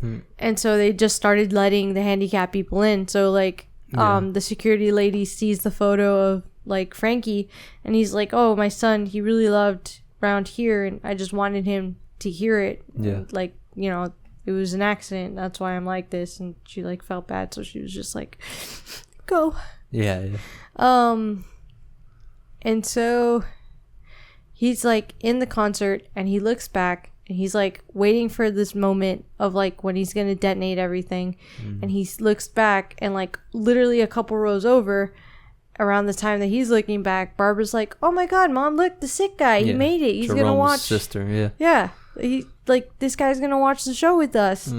And Brady literally, he's like, this is it, this is the moment, I'm gonna blow everything up. And she's like, he's smiling at me. And then she's like, is he flicking me off? And Brady's just like flicking her off because he's like, this is it, this is the way I'm gonna go. Flicking off Jerome's sister. Now I'm like, icing on the cake, I'm taking her ass with me. And he's like so excited. What he doesn't know is that Holly, Jerome, and Bill have pulled up. Jerome was driving. They're getting out of the car. Bill goes running up to the gate, and there's like a janitor, and he's like, you need to let us in, it's like important. And he's like, what, it's not like a guy has a bomb, right? Right? And they get freaked out, and he's like, yes, there's a guy with a bomb. And he's like, call the cops. And he's like, we can't. And like, if everybody bum rushes his ass, he's gonna see it coming and just trigger the bomb. And he's like, what do we do? And so like Bill starts having like pain in his left side. And he's like, you have to be kidding me. So like Bill is literally, they play with this. He's been overweight. He's out of shape. He hasn't been working. He's having a heart attack. And so he's like, Holly and Jerome, you guys have to do this because I'm literally going to die. So he starts having his heart attack, and Holly and Jerome get directions to like sneak up into that area because they now have kind of figured out that he was probably snuck himself in there as like a handicapped person. Like how would he? That's what they were stuck on for a while. Like how could you? But they figured it out because they found like hair, and they found a couple other things. That's true. Like, he said he shaved off all his hair. So he's watching Barbara, and he doesn't know that Holly's now behind him. Jerome has the gun because Bill had two things on him. He had what he calls the happy slapper, which is just a sock with ball bearings. And Jerome has the gun. He gave Jerome the gun, and he gave Holly the happy slapper because he felt like that was like the most sane thing to do. He sends him in, and as Brady is about to hit the detonator, Holly takes the happy slapper and just starts bashing his head in. So he gets knocked over, and she just keeps bashing his head in. She was thinking about her trauma when she was that with when she was picked on at work? The guy that was trying to just somebody at school even younger. I don't know if you remember. She literally like summons that. There's two things that haunt her that are recurring in all of the books.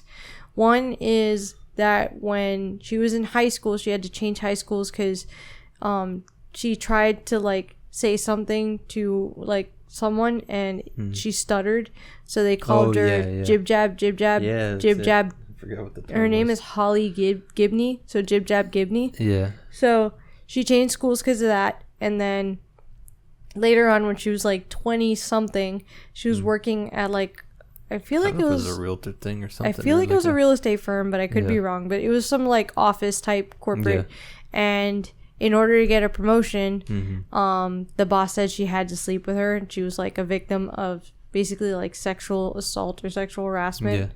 One of the two. And so those were the two times where she had serious mental breakdowns. So those are kind of like the recurring traumas for her. Yeah. And she may have summoned. I don't remember if she summoned it. I just know that I remember that part. She beat the hell out of this boy. I remember I was telling you the point that it's kind of cool with like, I don't know, it's like we said, we'd have a whole thing on the overarching metaphysics of Stephen King universe. But like, is there a God? Is there this? Are there spirits and all that jazz? And it's like, but it serves a purpose. A lot of these supposedly traumatic earlier things do end up allowing the character to do something important in the future. Because she smacks the shit out of him. Like, he's like crumpling his skull, like breaking his jaw. He ends up in a coma. Yeah. And even Jerome was like, what the man? Like, he was freaked out. Like, Jerome they were acting like she's the bad guy now. You need to stop. Because he's good. He is down. Yeah. So they basically like see the detonator, and she's able to take the batteries out of it and disarm the bomb, and we're okay. Bill ends up having his heart attack, but they're able to rush him on an ambulance, and he's able to get a pacemaker put in, and he wakes up and he's fine. We find out that Holly has decided to stay in the city with him because Janie, when she passed away, she somehow knew to will this money. She willed the majority of it to her aunt and uncle, but she willed like $500,000 to Holly so that she could chase her dreams. So Holly wants to stay in the city and work with Bill. Jerome gets accepted into like a fancy Ivy League, and Brady is in a coma. But the book ends with Brady actually waking up. After like a while, months. After a while, he just wakes up. A nurse comes running in, and his doctor's Dr. Babineau. And she goes, Doctor, like, come quickly. And he's like, why? And she's like, because like Hartsfield is awake and he's asking for his mother. Yeah. So that's basically a summary of the Mercedes Killer. That's good. There's a lot going on. I know it's going to feed into the next two. I think obviously we'll call it. Probably should for call this it. One. The second one, it's like way slower. I would say it's filler. We can cover 2 and 3 in the next one. I mean, we can kind of cover 2 a little bit in that. If you think you can, yeah.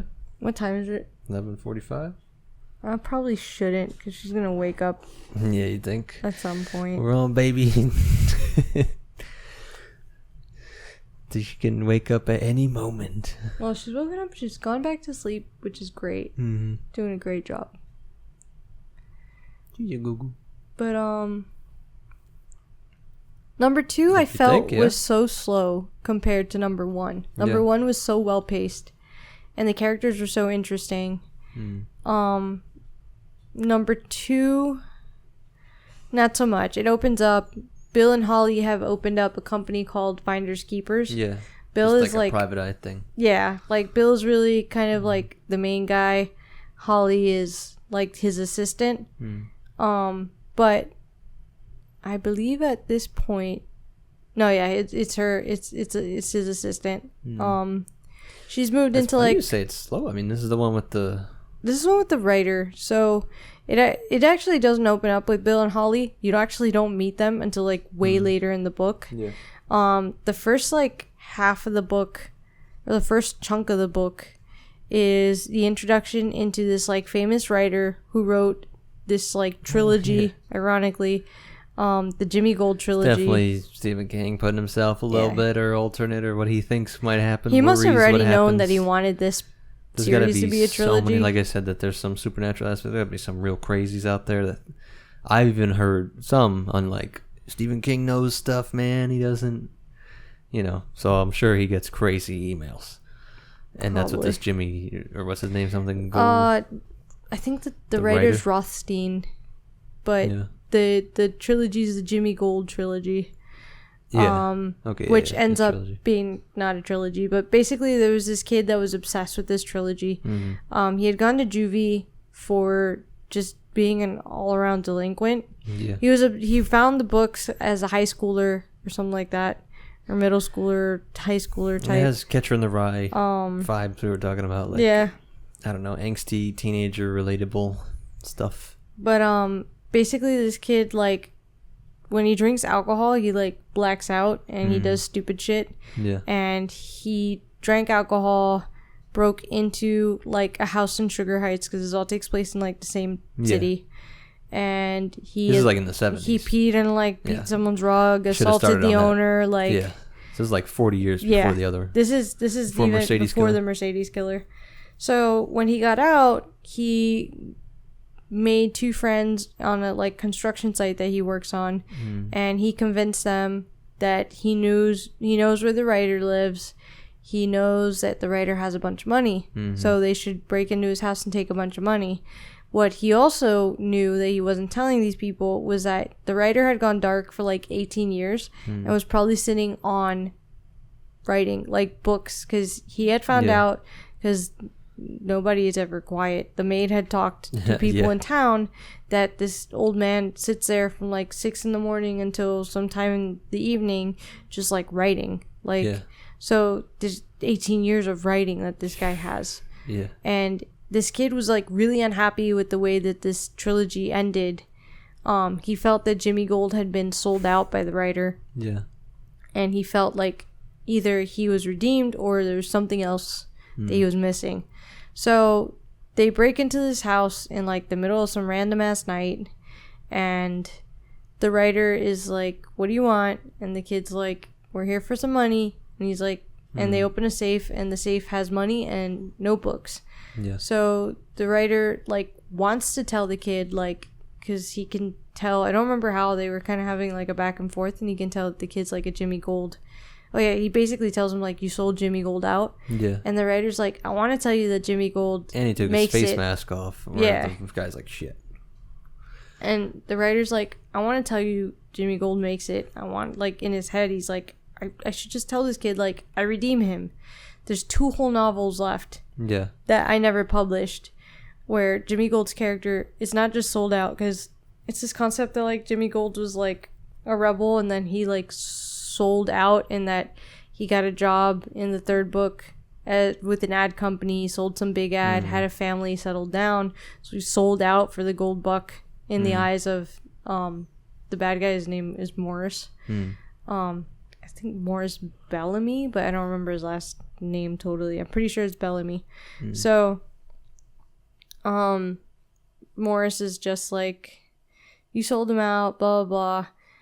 So the writer wanted to tell him that there was 2 whole books, but something instead made the writer be like, you're a little shit, you don't deserve anything. Just call him stupid. And he was like, what are you gonna do, kill me? And so the kid did. You said something, either get out or kill me or shoot me, and then it just ends with he shot him in the head, and there were brains everywhere.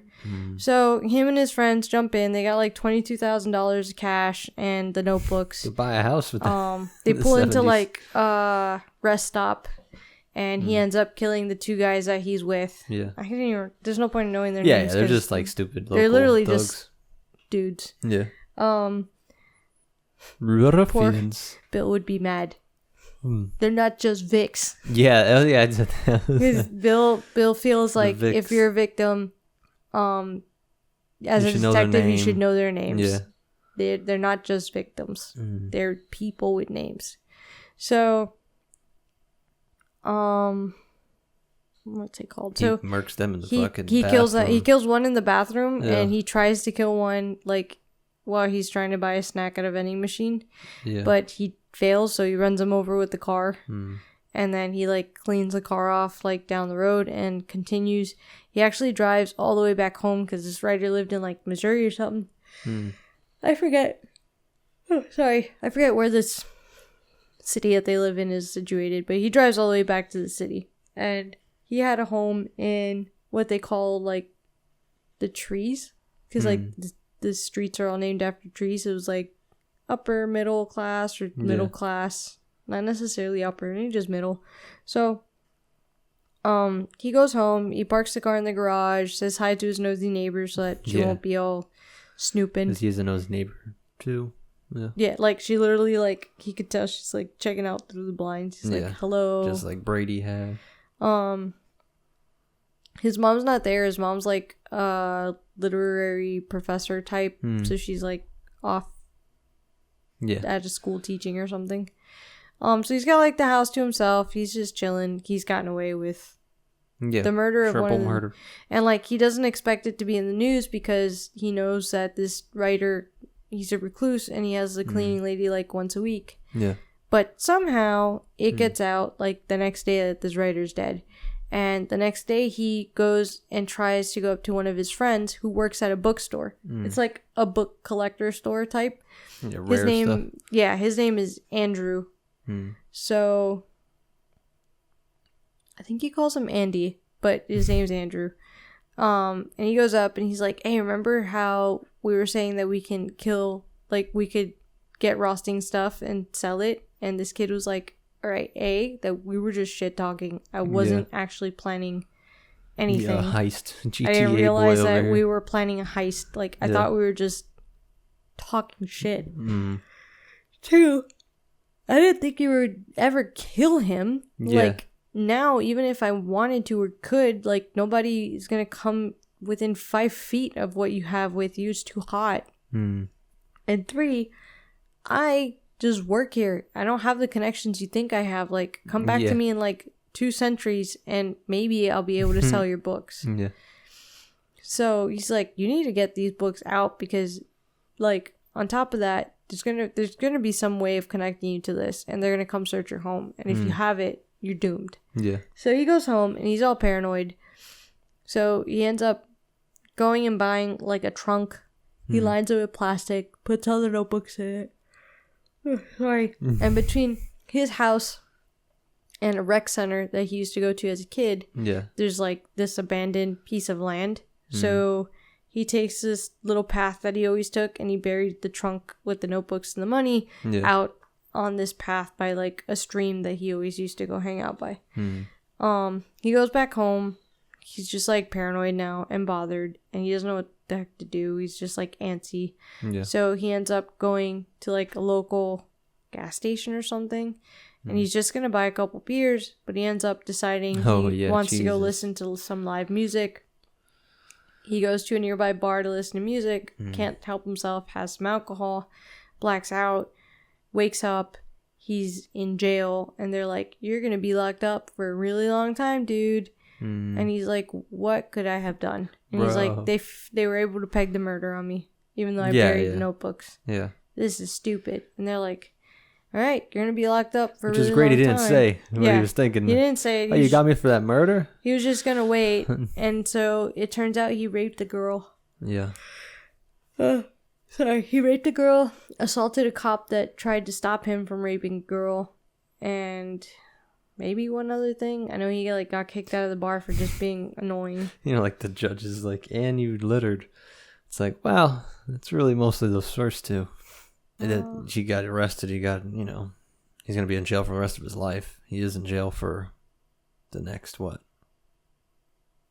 He is. He's in jail for like the next 34 years or some craziness. He keeps coming up for parole, and the lady kept showing up and telling him that she was still suffering. So they kept telling him that he couldn't leave. But while he was there, he ended up kind of like, first he was raped.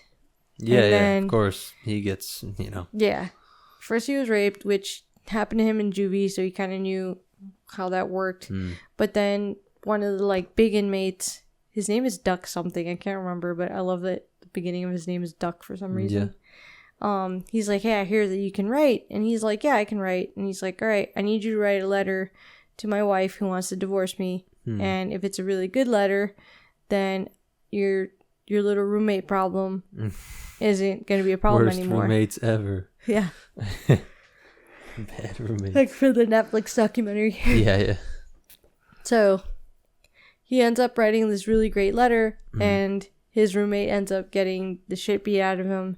And from then on, he's kind of known as like he's going to be protected, but inmates also knew that they could go to him and he would write letters. So he ends up writing letters to lawyers, and he gets one guy off that was innocent of the crime that he was in jail for. That's the way it's kind of worded. We're like, he's not innocent of everything, but he didn't do the thing he was in jail for. That one thing. So he helps get that guy off. He helps people write to their wives. He helps people not get divorced. So he ends up like he's there for so long, he actually ends up working in the library. So like he has access to computers. He's seen what happened to his house. He's been able to follow along what his mom's been doing. But he sees no one's ever discovered the notebooks. So. And you want to say the house? The house is, or you want to not say that yet? What? Isn't the house the same house? Well, we'll get there. So, his house, what he sees is that his house was sold, and the house was sold to a man named Tom Saubers, who coincidentally was one of the people that was hit during the Mercedes killer rampage. He was injured, and he walks with a hobble because of it, because it like shattered his leg or something, or his hip. Yeah. They used to live in like a super ritzy part of town, but he lost his job, and then with the accident, he ended up needing to do therapy and stuff, so he couldn't just like go out and get another job after the accident or after he was hit by the Mercedes killer. So him and his wife go through this really dark patch where they're constantly fighting. They end up moving their family because it's him, his wife, their son, and their daughter. So their son is Pete Saubers, and their daughter is Tina Saubers, but they call her Teens. So they all move from ritzy, I think they lived in Sugar Heights, and they actually moved to the trees, coincidentally, to Morris's old house. Yeah. And Pete actually has he's in Morris's room. Yeah. So him and his sister would hear their parents fighting, and to get away from the fighting, because the dad would just like smoke cigarettes or be popping Oxycontin, or like, because he was in pain because he's going through all this therapy. He got ran over by the tank. Their mom was a teacher, but they had cut back hours because of the recession, because all that's still happening. So they're like struggling to meet ends meet, and like the dad would fight because the mom would come home and he'd be smoking a cigarette inside, and she wouldn't want. Yeah, just little shit that just happens when you're in like this rocky time. So the kids would get away. They'd go to the rec center, which was still open at the time, and they would cut through that piece of land. At some point, when he was by himself, he was just hanging out in that piece of land between the house and the rec center. Yeah. And he hears a bunch of dirt slide, and he looks over, and there's like a trunk sticking out of the dirt. Yeah, which does nothing explain. Why did it slide? Why did that dirt move? It's totally unexplained. It could have been the weather. It could have been just supernaturally. The notebooks weather. Wanted to get out. Stephen King book. Okay. Must have been nothing. There isn't actually like a cause. Yeah. Like it just does. Probably for us to think what I'm thinking. Wonder, speculate. You could say the books wanted to come out. Oh, that's normal. This kid books with wills falls in love with the Jimmy Gold trilogy through these notebooks. But first he has to get these notebooks out. So like he ends up telling his parents, because he's this like super A+, never does anything wrong kid, straight A, straight arrow, just perfect child, takes care of his sister. You don't have to ask him to, he just does. So he like asks to stay home. They don't think anything of it. They let him stay home. They figure he's just not feeling well. It's a stomach bug or something. He ends up getting the cash out and the notebooks, and he asked his sister like, what would you do if you found buried treasure? And she was like, half asleep when he asked her this, so he didn't think she'd ever remember. Yeah. But she was like, I would send mom and dad the money because that money would probably help them get through whatever they're going through. So he starts sending the money in envelopes to his house. Yeah, his own house. Yeah, with no like return address in $500 increments. I want to say a month. And that's how it stretches out like 7 years. 'Cause it was like $22,000 or $24,000 or something. But basically he does that. And for the next few years, his parents, like, things get easier. There's some money coming in. They're able to cover expenses. They're getting out of this hole. Yeah. Everything's looking really good. And he's fallen in love with the books. He's got all these notebooks that he just kind of keeps to himself. He just, like, hoards it like a dragon. Yeah. And things are great. But his sister really wants to go to Chapel Ridge. Because, remember, they were from the ritzier part of town. School. And she coincidentally is friends with a said Barbara Robinson, which is Jerome's sister. Yeah. They were best friends. They grew up together. They lived down the street from Hodges. Yeah. Like, all these people all lived close to each other. Yeah. But he plays with, like, parallel lives from even the 70s to like now. Yeah. So, she wants to go to school with Barbara, but they can't afford it. She's in a different school because Barbara's in a private school. Yeah. Pete has noticed that ever since they changed to this normal school, his sister has been hanging out with like a duller crowd, and he's not a fan of her friends. Boring snobbies. He knows that she needs to have friends. Yeah. But he's not a fan. They're not like Barbara was smart. She was with it, ambitious, like. Just a go-getter. These kids are like lazy, chill, like they just want to hang out. Nothing, no real sharpness to them. They're just, they're not bad kids. They're just they're not Barbara. Yeah. So he really feels like he needs to do something to get her into this private school, but he's run out of money. He's got no cash to give. Yeah. And his parents are still strapped. Hunting. They're still digging themselves out of all these credit loans that they had. Yeah. Like they're in a better spot. But his dad has started like a real estate agency type company where he like researches properties. Yeah, that's right. And he's also starting to sell stuff again. So he's actually selling the rec center's closed, but he's selling that building. He's selling a couple houses. So like his dad's kind of getting back up on his feet, and they really can't afford to be like doing all these extra expenses while his dad's kind of doing these in highly. Like, he's not making a lot of money right now, but he's investing in these things so that he can make money. So, Tina's like, it's all right. I'll just live with not going to Chapel Ridge. But Pete's like, nah, I got to figure out a way to get her there. Because I refuse to have my sister succumb to, like, average. Yeah. So, he goes to a bookstore. It's called, I forgot the name of the bookstore's name. But... it's owned by Andrew Halliday. It's going to be called the Haunted Bookstore real soon. So Andrew Halliday happens to be the same Andrew that Maury went to. It was his friend. He now owns a book collecting like place. Yeah. The reason Pete goes there is because he went to one of his English teachers in his high school, and he asked him like if I wanted to sell a book, like a signed book, a Rothstein specifically, a Jimmy Gold series type book, where would I go?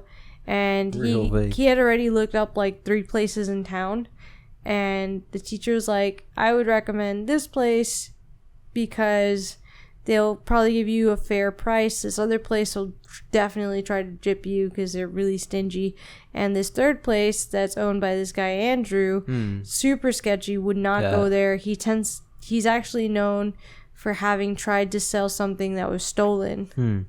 So the kid's like, well... he's like, cha-ching. Yeah, that's where I have to go, because my goods are definitely stolen. He knows by now Rothstein was killed, and these notebooks have to have been stolen along with anything, because it was a robbery. Like, everyone knows the safe was open, something was stolen. Yeah. So he knows if they find out that he has these notebooks, they're also going to ask him where this money is. And he's sure that he's going to go to jail, and they're going to peg him for a murder that he wasn't even alive for. Yeah. That'd be hard to do. Kid, But yeah. Like, you found it. Yeah. You don't have to. How did you know that was what was stolen? But whatever. Yeah. Could have been his wood stash. For a clever kid, he's not being very clever. Yeah, you can't think of everything. So, Andrew decides he's gonna actually try to blackmail the kid, and so they kind of like do research on each other, and they're at like a stalemate. And Andrew's like, "Well, what are we gonna do?" And the kid's like, "Look, I'm done playing games with you. I have something that I have to do this weekend. Because he's part of like the student government. So he's like, I have to go on this trip. It's like a weekend trip. We're gonna be talking to governors and stuff. If I don't go, it's gonna look really suspicious. So I can't see you till next Monday. But next Monday, I will sell you 6 notebooks, and that's it. And you will give me a solid number for it, and that's it. We're done." Yeah. So Andrew's like, "All right, I'll see you Monday." Yeah. So the kid goes home. He's like nervous that Andrew's gonna call the cops and like just totally backstab him. So he actually moves the notebooks to the rec center that his dad's trying to sell. Yeah. He puts them in cardboard boxes and writes kitchen supplies on them and puts them like in the basement. Yeah. And he's like, "All right," and he goes off to his trip. What they don't know is that Maury has been released from jail around this time and has come back into town. Yeah. He's been laying low for a few days because Duck told him, like, whatever you do, right. The parole officer. Yeah, lay low because your parole officer is going to be on your ass. He's actually working at the Mac, which was the place that the Round Here concert was held. Yeah. He's just sorting like electronic files for them because their database is a mess. And he's just waiting for the right opportunity. He finds out that the guy that he helped get off is like nearby and running like a chop shop for like motorcycles. He goes over and he's like, "Can you lend me a truck?" And the guy's like, "I shouldn't, because you technically don't have a license, and that shit'll get you in trouble. You'll be back in the Slimer in 2 seconds." But he lends him it's like a chop shop, but not just for motorcycles. He fixes a couple trucks here and there. So he's got like an old little tiny truck, and he tells him, "I'm not gonna lend it to you, but I'm gonna leave the keys like under the tire for you. You can steal it. You could borrow it as long as you promise to bring it back. You don't get caught. And if you do get caught, I didn't let you borrow it. Yeah. You know? So he's like, "Will you let me borrow a gun?" And he's like, "No. No. Listen, I owe you one, but I'm not stupid." Your Honor, he was a ninja. Yeah. So Maury ends up going out there and he finds the trunk because this kid buried the trunk again. But when he pulls the trunk out, he realizes that the handle's broken, which was damage taken on by the trunk when Pete originally unburied it. He like pulled so hard the handle broke because it's like this antique trunk. Yeah. And the trunk is super light, so he knows that the books are missing. The only person he can think of that had the books was Andrew. Yeah, the guy. Bookstore. Yeah, bookstore guy. So he knows that Andrew now has a book collecting store, and he's like, "Wonder how you got the money for that, Andrew." Yeah. So he ends up basically like the next day or a couple days later or something, driving to Andrew's, and he had bought a hatchet so he could like chop the roots to get to the trunk, and he then hatchets Andrew in the ass. And Andrew's like freaking out. He gives him all this information on Pete and tells him this random kid has the books. He's coming on Monday. He ends up just murdering Andrew there. Yeah. Like he just literally goes at him with the with the hatchet. And then he just like puts the hatchet on the desk like facing out, like almost like a warning. Yeah. And then he takes all the surveillance camera stuff and the laptop, and he just takes everything and closes the shop. And he's just gonna wait. He's gonna wait till Monday because he knows this kid's coming. Yeah. So he's gonna come up with the plan. So he like goes home. Pete's having a freaking heart attack because he's trying to think of what he's gonna tell Andrew so he could just get some money so his kid's sister can go to private school. Yeah. And we jump to Bill and Holly, who are running Finders Keepers. Bill is basically running, like, they do different stuff, and he's on a case right now where they're following this guy that's on like the FBI's top 10 most wanted for like fraud and having all these identities. He stole an airplane. Yeah. A private jet, I think. Yeah. So he like parks the jet, comes out. Hodges like intercepts him in the car. Slapper. Like, he sits in the guy's car with him, and he's like, so I gotta take your I'm really just here for your airplane, but I got you a Delta ticket to fly. I forgot where. Yeah. Like back home or some shit. So I recommend that you get on that plane and get the hell out of here. So after he sees the guy go in to go claim the Delta ticket and leave, he calls Pete and he's like, "Hey, you want a big fish? I have someone on the line that's part of the FBI's top 10 most wanted or whatever." Yeah. And like him and Pete have been rocky ever since the Mercedes killer thing, and he went rogue. So this kind of helped. You can hear Pete's like, "Yeah, I would like that." So that's like the kind of thing he's doing. While he's on this little side quest, he gets a call from Holly, and Holly's like, "Yo, Barbara's here with a friend, and they're freaking out. They're crying. I don't know what to do. You know, I don't do emotions well. Like, I don't do confrontation well or new people well. It's all of these things put together. Yeah. I need you here ASAP. They're just like a crying child, and I don't know what to do." Yeah. And he's like, "All right, Holly, just relax. Go across the street and get some snacks." She ends up buying like the entire, like every single granola bar they have across the street at the gas station. That's what kids love, granola bars. I mean, this is Holly we're talking about. Give her cigarettes. She might have if you told her to. She's actually trying to stop the cigarettes, and she's chewing Nicorettes. Okay, yeah. So Bill goes over, and Barbara and Tina, Peter's sister, are together. And Tina's like, "Look, something is up with my brother. I know him. He's in trouble. He's lost all this weight. He's acting really paranoid. He's trying to grow a mustache." Because he was trying to like not look like himself. Something is wrong, and I know it, but he's like, I don't know who else to go to, and Barbara told me that I could trust you guys. So Bill's like, "All right, we'll look into it." He tries to intercept Pete that Monday because they find out he was on this trip, and so after school he tries to intercept Pete, but Pete like dodges him and Jerome, who's come back from school. He's there for the summer.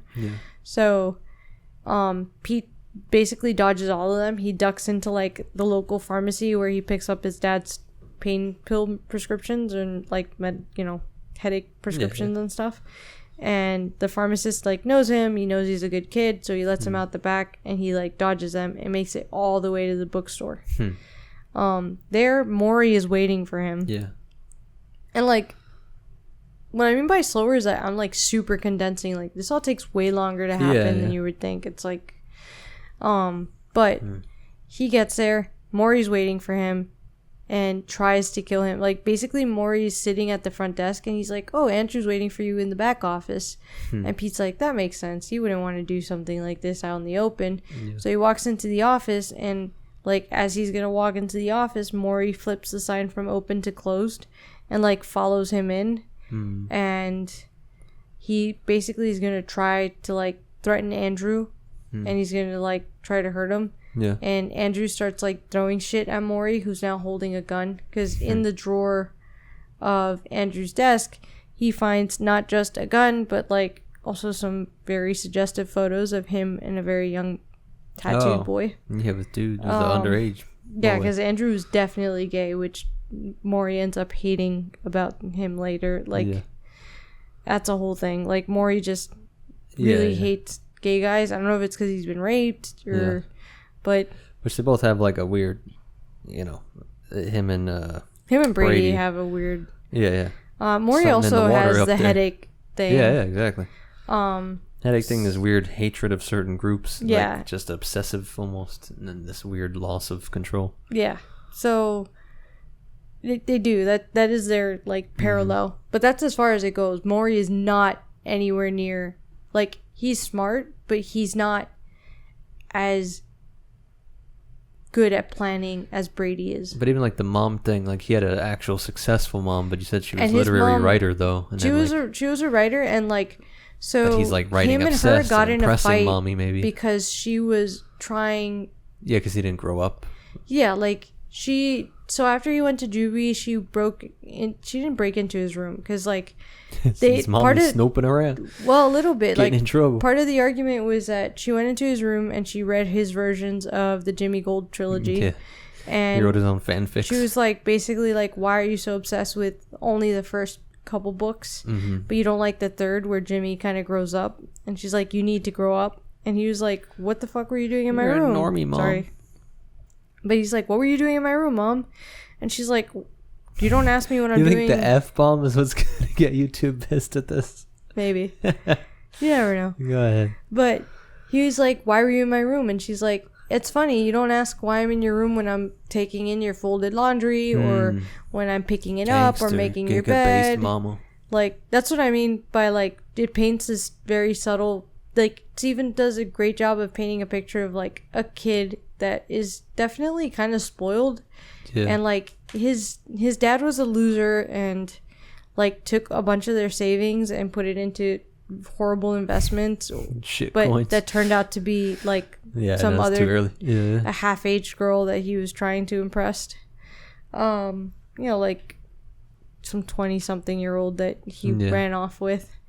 And his mom basically was, like, taking care of their son and the house, and she was doing his laundry, and she was like I don't know what, I don't know, he had a good life. There's something in the water.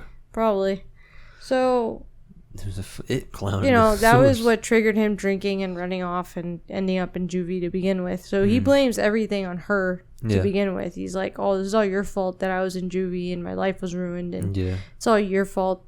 So where was I? So, like, him and Brady have different, they don't have dads, but for different reasons, and their moms were different. Like, his mom wasn't sexually assaulting him for sure, anything. but there's a impressing, she's literally in the field that he's all obsessed with and crazy. Yeah, she was also mad. She was mad because she knew he was smart and he would get, like, C's, and he just wasn't excelling. And she was like, you're not an idiot. Like, why do you do this to yourself? Yeah.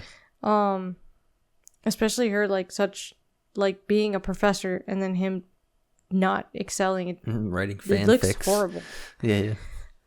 But sorry, he was literally about to.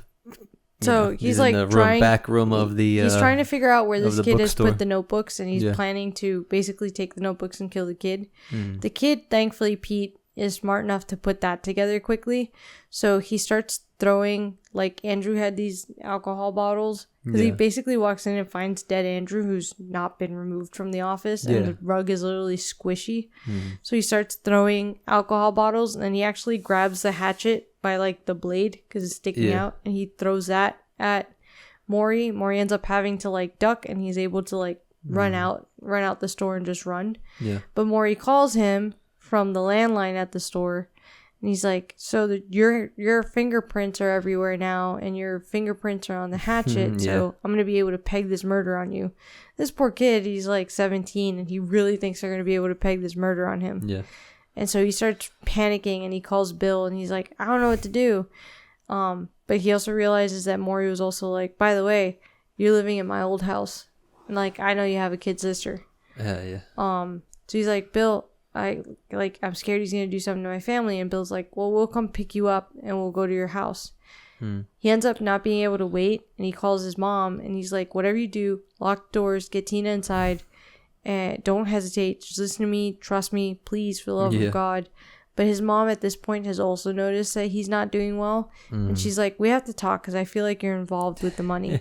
He's like, please, I will tell you whatever you want when I get home, just get everybody in the house. But at that point, it's too late. Like, his mom basically sits down after the phone call and is like, I'll play a nice game of solitaire to, like, clear my mind. And wait for him to come home.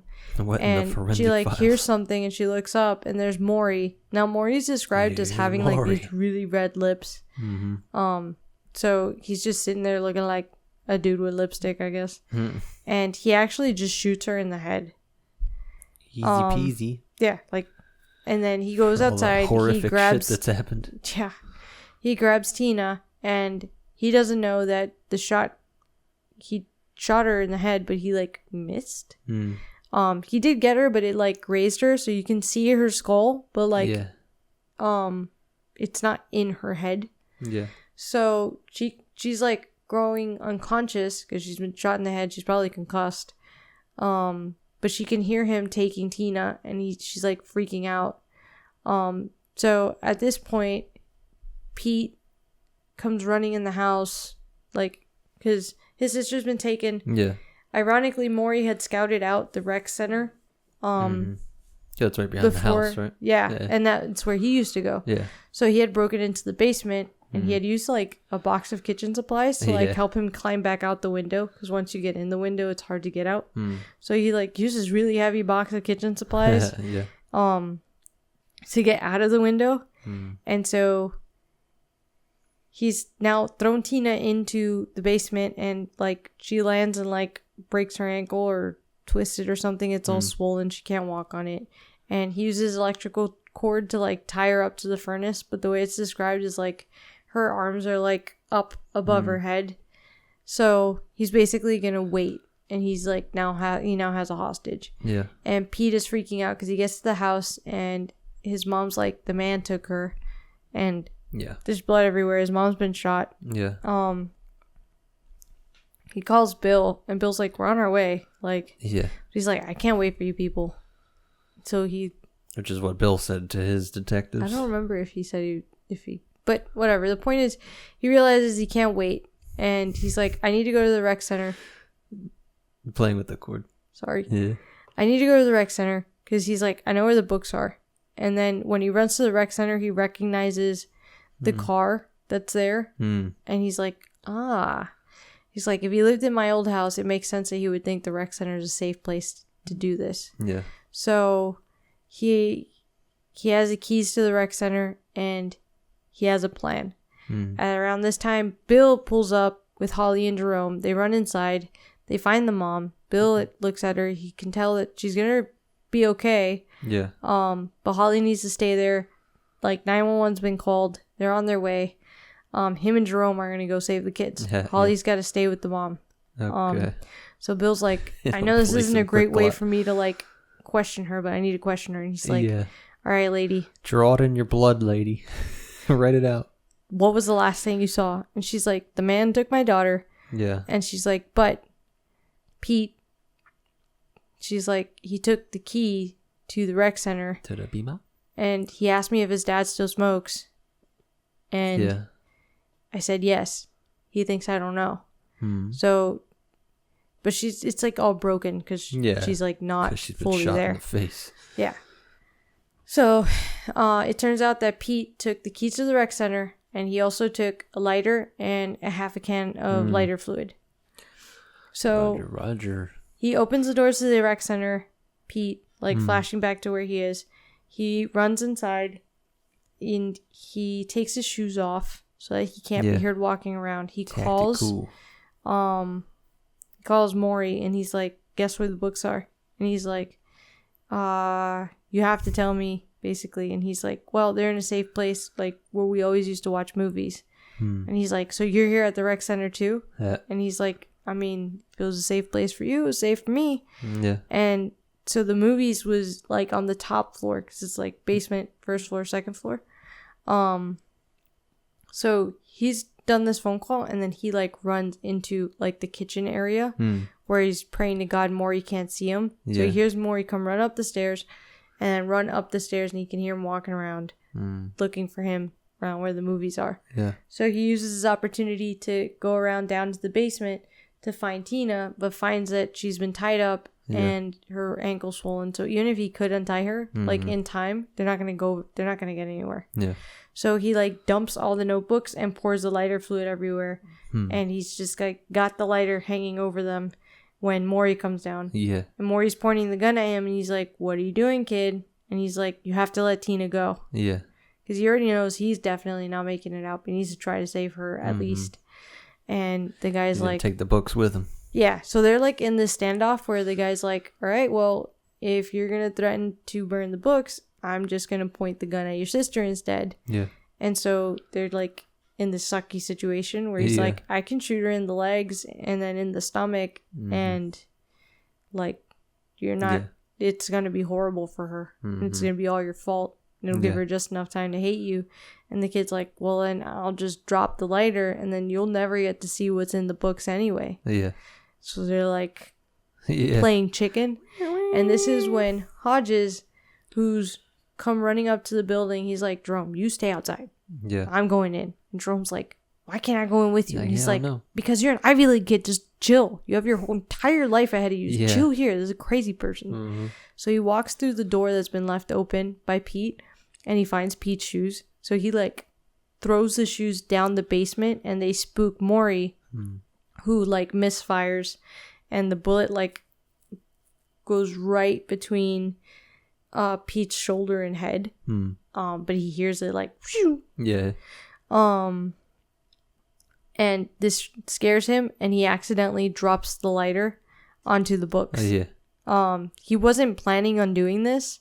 He was 100% going to try to negotiate his way into keeping these books. Yeah. And it was totally like a bullshit thing. He was going to try bluffing. To... Yeah, he was bluffing. But he drops it. And in that moment, he's just like... He sees Maury... like... His eyes get wide, and he's going to shoot him. But then, at that point, Hodges is there with the happy slapper. And he's just like... Boomer-ass weapon. Trying to hit him. But then Maury, like... He breaks Maury's wrist or something.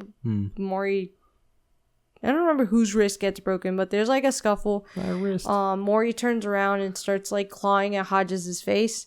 So Pete goes over and like kicks the gun, like he punts it across the basement floor. Very smart. And they're basically like smart. Wrestling with Maury. And then you could pick it up and not wrestle. At some point, him and Hodges, like, I think Maury just quits on them and like runs over to the books and starts just like trying to save the books. Yeah. Or like read whatever he can before they're totally burnt.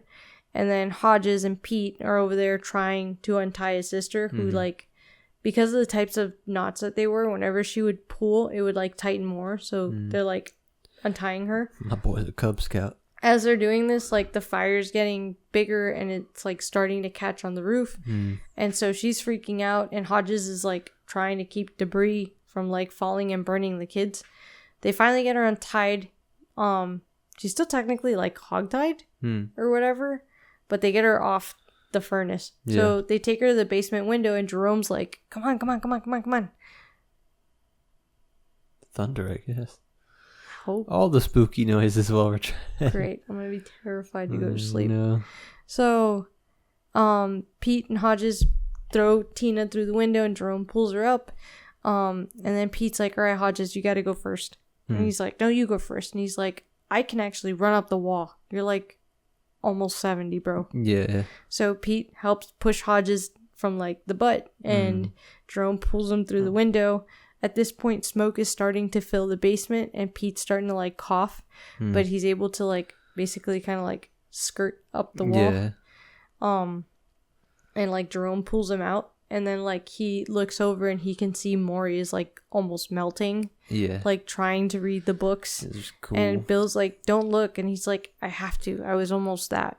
So, all this ends with Maury dying in those flames, and then like way later, Bill's visiting Pete, and Pete's actually getting photos taken by like the New York Times that wants to do a spread on him. Oh, shit. And because he read the books, they want him to tell them like what was in the notebooks, and to tell him about the whole Jimmy Gold trilogy and how like what happens. Yeah. He could, and they're paying him like, I want to say it was like $15,000, and he's going to use that money to get his sister through the private school. Yeah.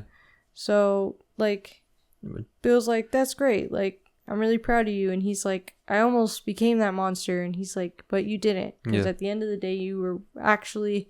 He's like, I know you think it was an accident, but I think you would have burned those books for your sister no matter what. Yeah. And he's like, I hope you're right. And he's like, I am right. So that's like the meat of the book. Yeah. Now, the reason that this book is somewhat important I honestly feel like unnecessary. even these characters are filler. Like, you only end up touching on one of these characters. Like his moral even come up? The Huh? moral, the guy died reading the books? Maury died. He doesn't come up again. But, drizzled into these, like, this whole adventure, you find out that Bill has been visiting a certain brain trauma patient. Yeah. I was going to say, that was in this one, right? That was. Yeah. But it's like drizzled in throughout the book. And so it turns out that Bill has been visiting Brady. So like under this whole little adventure is this underlying like actual evil that is still alive. And so Bill has been going to the hospital and he is 100% sure that Brady is lying. Yeah, that he's better than he is acting. He feels like Brady is acting. Yeah.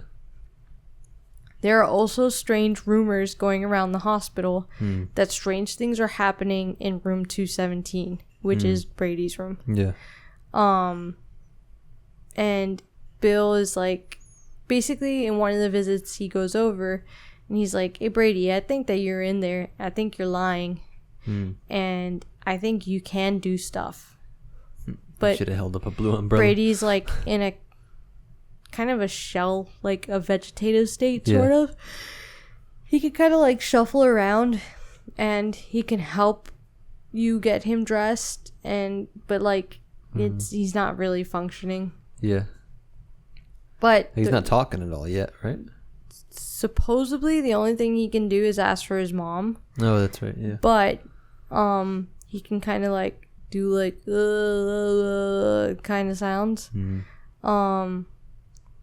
And supposedly there's been weird things like the blinds shaking, the water turning on and off by itself, this picture of him and his mom falling over, which happens while the detective's in there. Yeah. Because he starts he's looking at the photo and he's like, oh, your mom was hot. I can see why you wanted to sleep with her. And like, he's just like messing with him, trying to get a rise out of him. And he actually succeeds.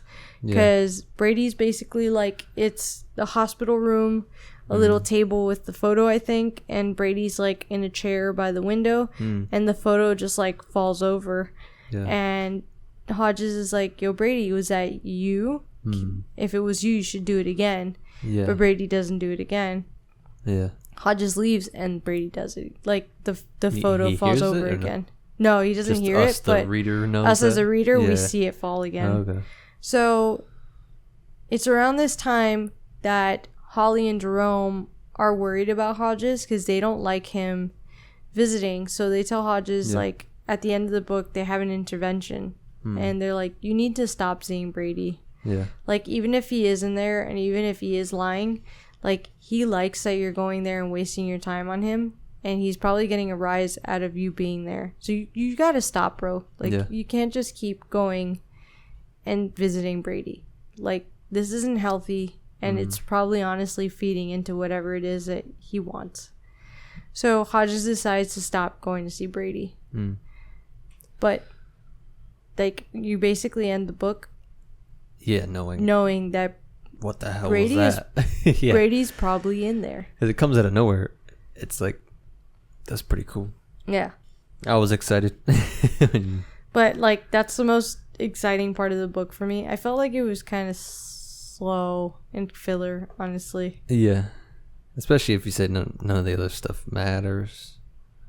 It's a strange, literally self-indulgent Stephen King kind of one thing ends up. Like, I thought that these characters would be way more involved. Yeah. But one thing. And I was like, it wasn't worth it. An entire book for that one little tie-in. Yeah, cool thingy. Like, it didn't feel... Yeah. But I do think we should call it... No, for sure. We're not doing 3. We'll do that next time. She's probably rustling about over there. No, she's actually sleeping. On the screen. Yeah. We gotta get to bed, too. Yeah. She'll be up probably around 9, and I don't want to be tired. Yeah. And sounds good though. I don't know feel how great. I'm excited for 3. So let's talk about it next time. Yeah, you don't know anything about 3. Yeah, I didn't read 3 at all. So I'm like, where are we going with this? With this psychic powered maniac? I think I haven't even told you about 3. We're only covering a little bit. Yeah, right. But we said we'll try and save it for the pod. Benny needs to go outside. Oh, Benny. We got a lot of life things going on. Benny's got to pee. Yeah, but we'll record the next one soon, and we'll see you guys in the next one. Bye.